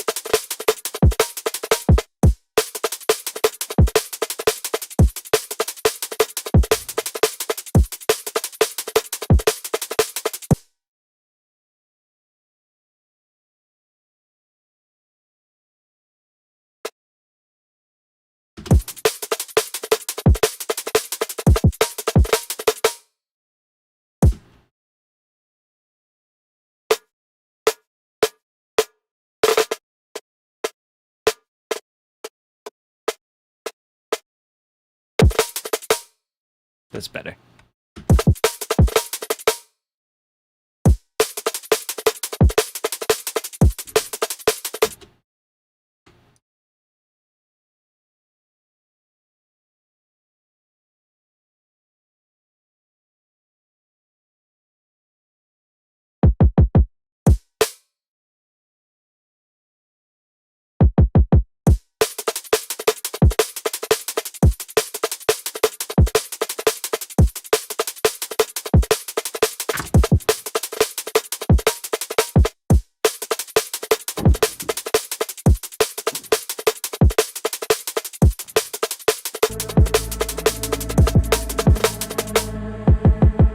No.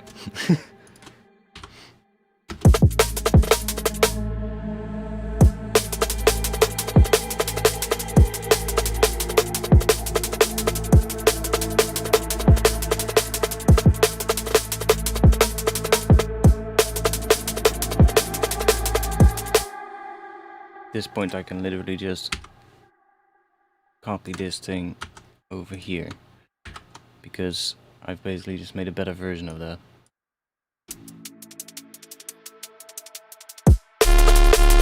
Yeah, I'm really gonna have to work on that. It's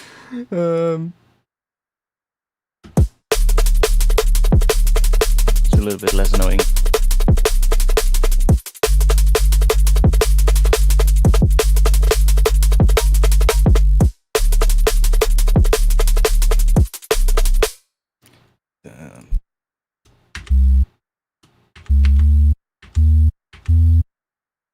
Yeah, I'm hearing E here as well, but that is because that would be in the melody, and then C in the bass, so it becomes an E major over a C major chord. So that makes sense. If you just hear the bass line by itself, I'm kind of hearing that melody instead, and I'm like, no, it wants to go to E, but no, it doesn't. The bass needs to go to C, but then in the melody there needs to be something in E. So it creates that final thing, that full chord, or so it creates the impression of a chord, I guess.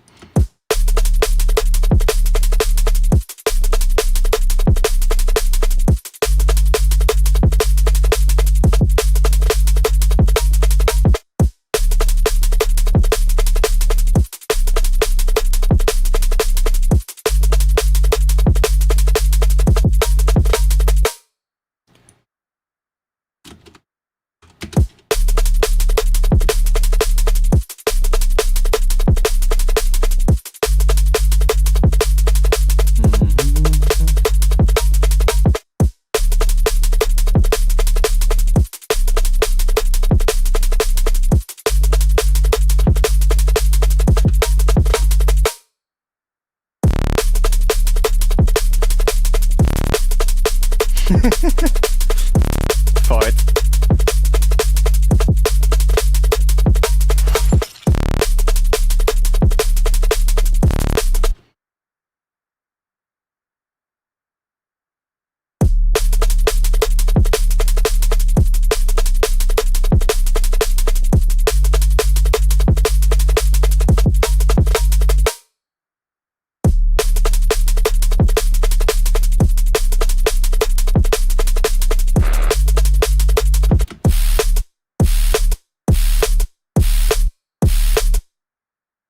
Why does it already sound distorted?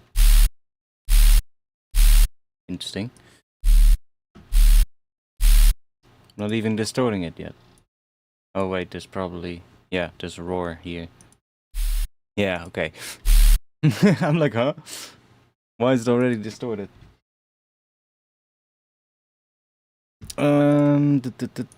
Let's try doing that same trick again. And then sending you direct out. Holy shit. And then we just add a bit of distortion here. And then we bypass it.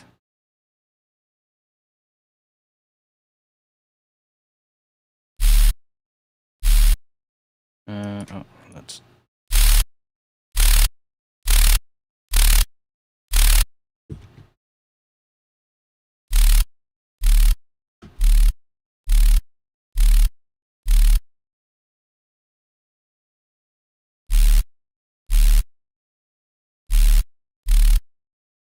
Not sure what is going to be better.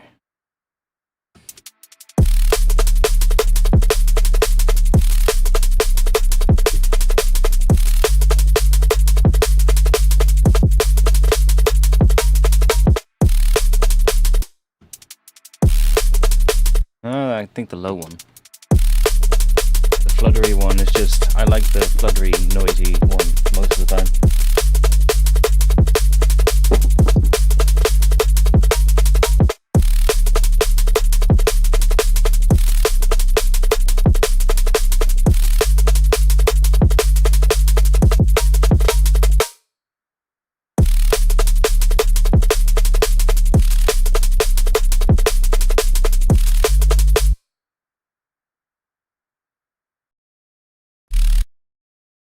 Oh yeah, this sidechain, so we don't hear that anyway. Only if we make it longer.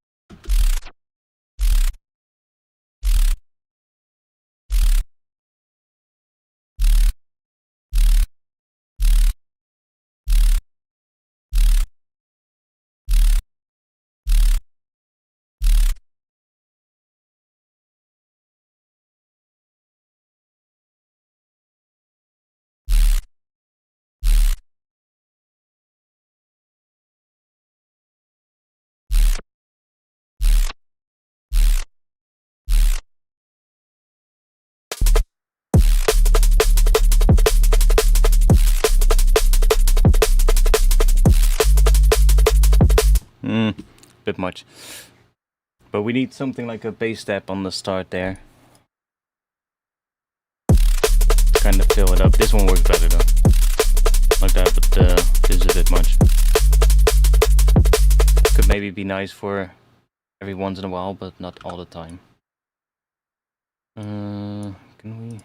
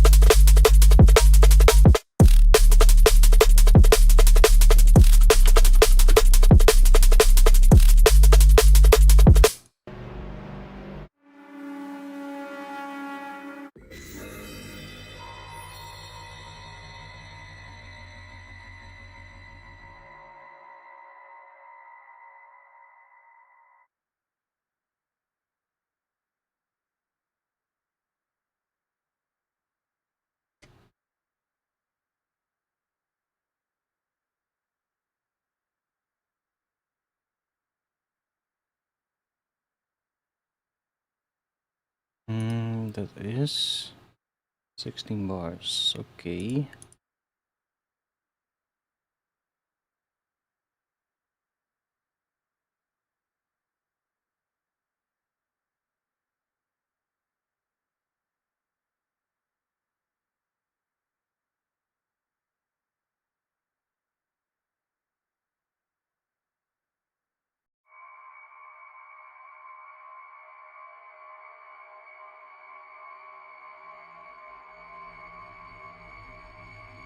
Flashbang, holy shit.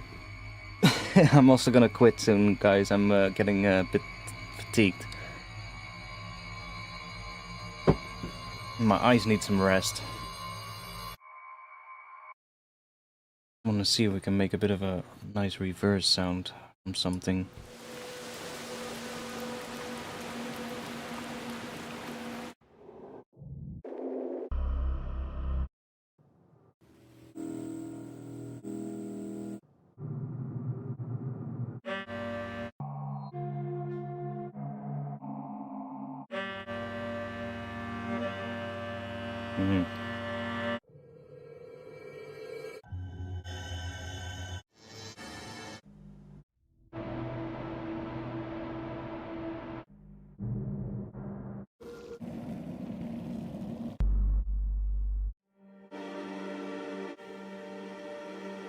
That's playing a chord.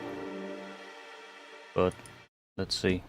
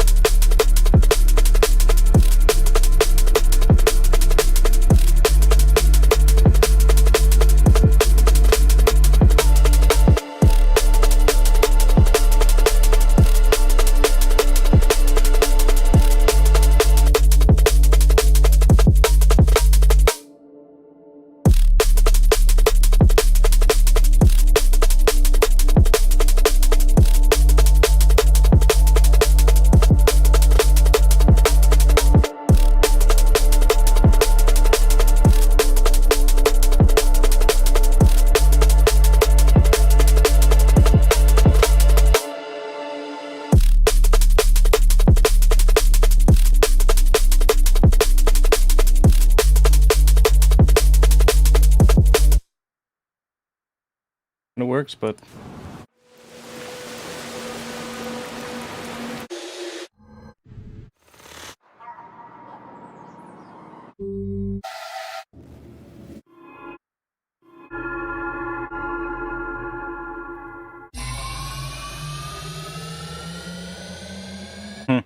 if we use that and go in the opposite direction, it's gonna fall down. It was a riser, but now it will become a down sweep kind of thing. But at the same time, it increases in volume. So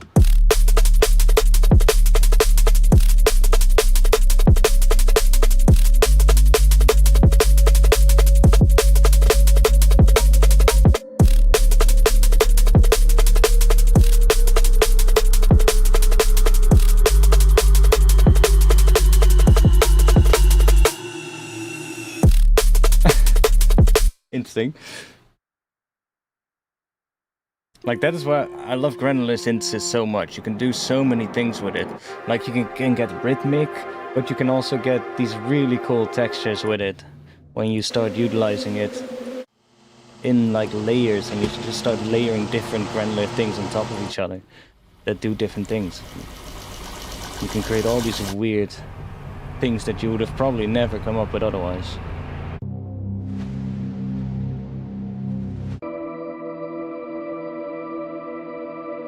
That could also work.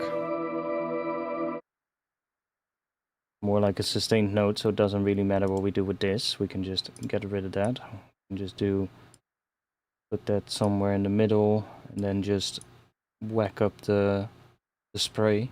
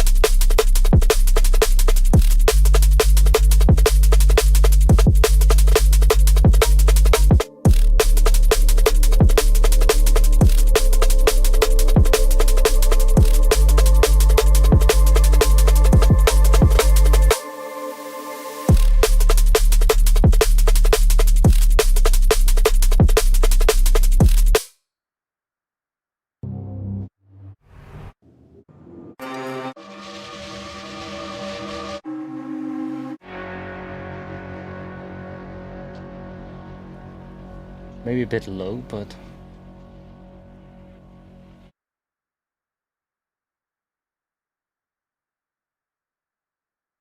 Wait, why not? Oh, I did the wrong one.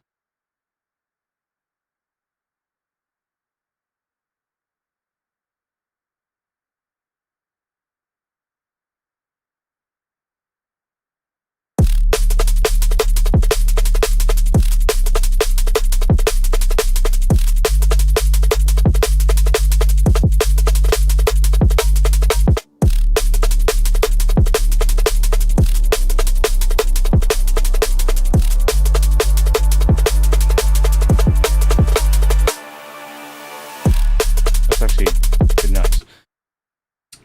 Anyways, I'm gonna call it quits for tonight.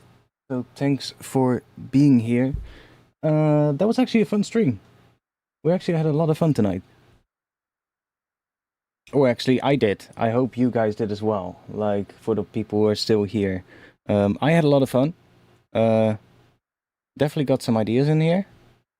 And what I was thinking of at the start of the stream in terms of the so like thinking about the chords and stuff first, that seems to be also ending up in something that has potential. Like, I just need to you know, figure out that main bass kind of layer, that top layer for the main bass. That is going to be the most annoying thing, I think, to figure out. But once I figured that kind of thing out, maybe it just needs to be like a combination of two things or something, two things layered that play the same kind of notes, so that you get a fuller sound or something. I don't know. But as soon as you have that, then it should be pretty easy to finish this and turn it into a tune. Anyways, thanks. Join the Discord. Link will be in the chat. It is already in the chat, but I'll just chuck it in there one more time. And if you want to support me, best place to do so is on Patreon. I have just dropped a new sample pack on Patreon with 250 granular impact sounds. So if you want to have those, go to my Patreon. Link to that is also in the chat. The sample packs are only available to the Patreon tier 2 and 3, so not to the first tier. The first tier is just for, you know, people that want to say thank you for the streams, and that's basically it. Thanks, I'll be back again next week, around 8:30 to 9 p.m., somewhere in between there. On Friday, Amsterdam time, I'll let you know on the Discord when I go live. So, yeah. Hope you liked it tonight, and I'll see you all in the next one. Peace.